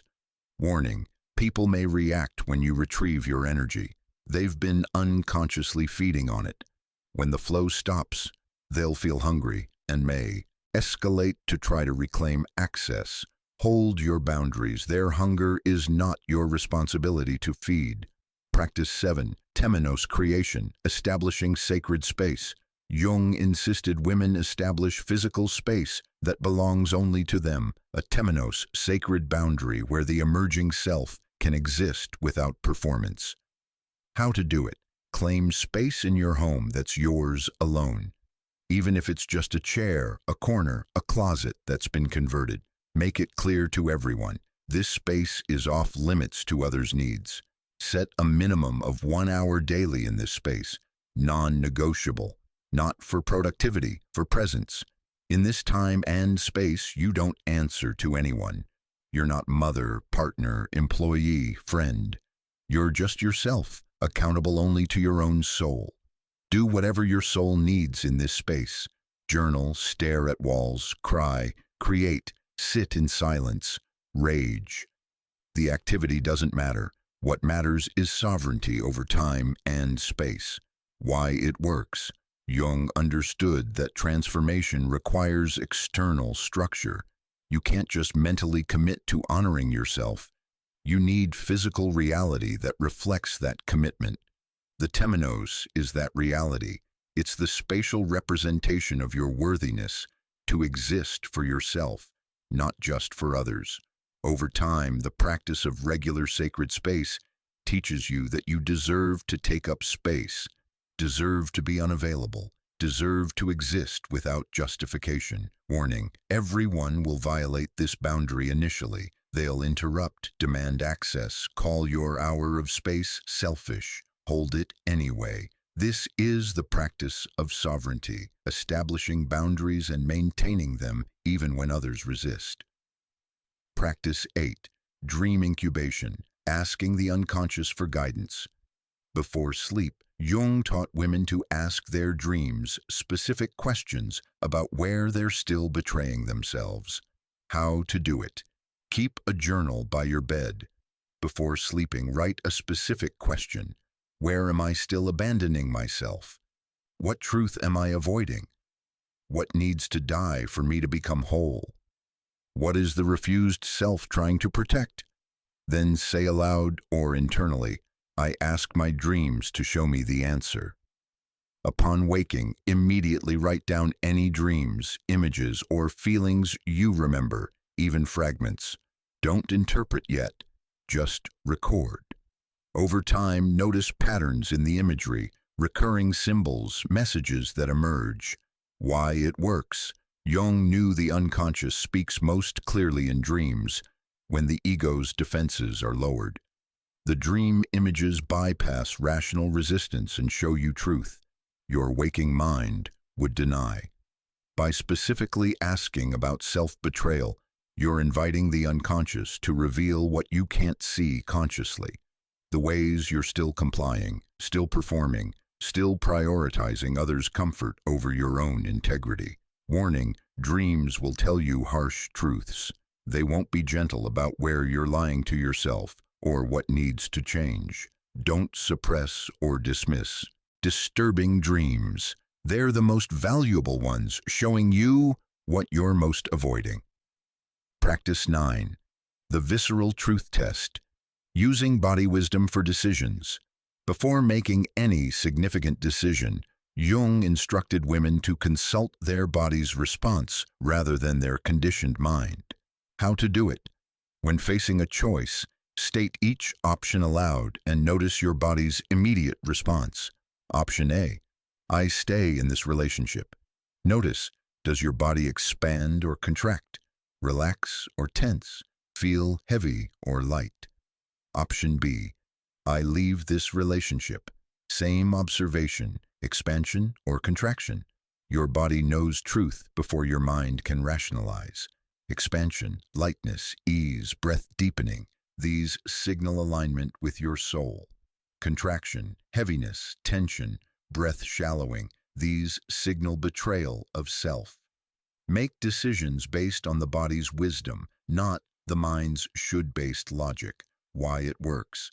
Jung understood that the body is the unconscious made visible. It registers truth instantly before the ego can interfere with conditioning, fear, or obligation. Women have been trained to override their body's signals, to smile when disgusted, accommodate when contracted, perform when exhausted. This practice reverses that training. You learn to trust your somatic truth as primary authority, and decisions made from that truth, while sometimes difficult, are always aligned with wholeness. Warning, your body will often say something different than your rational mind. Your mind will have good reasons why you should ignore the body, financial security, others' needs, fear of change. Trust the body anyway. It's wiser than your conditioning. Practice 10. Conscious solitude, weekly alone time for self-listening. Once weekly minimum, Jung prescribed extended solitude with no agenda except listening to yourself. How to do it? Schedule at minimum 3 hours alone. Completely alone. No partner, no children, no friends. Turn off phone, computer, all external input. Go somewhere that feels restful. Nature, a quiet room. Anywhere you can be undisturbed. Bring nothing with agenda. No books to read, no projects to complete, no productivity goals. Just yourself. Spend the time in whatever way emerges naturally. Walking, sitting, lying down, staring at nothing, crying, thinking, feeling. No structure, no purpose except being with yourself. At the end, journal. What did I hear in the silence? What emerged without external distraction? Why it works. Jung observed that women literally can't hear the self's voice when constantly responding to external demands. The noise of others' needs drowns out inner wisdom. Conscious solitude creates silence where the authentic self can finally speak. And in that silence, you discover what you actually think, feel, want, as opposed to what you've been conditioned to think you should want. Regular solitude also builds tolerance for your own company. Women who can't be alone with themselves will stay in toxic relationships and situations to avoid that confrontation.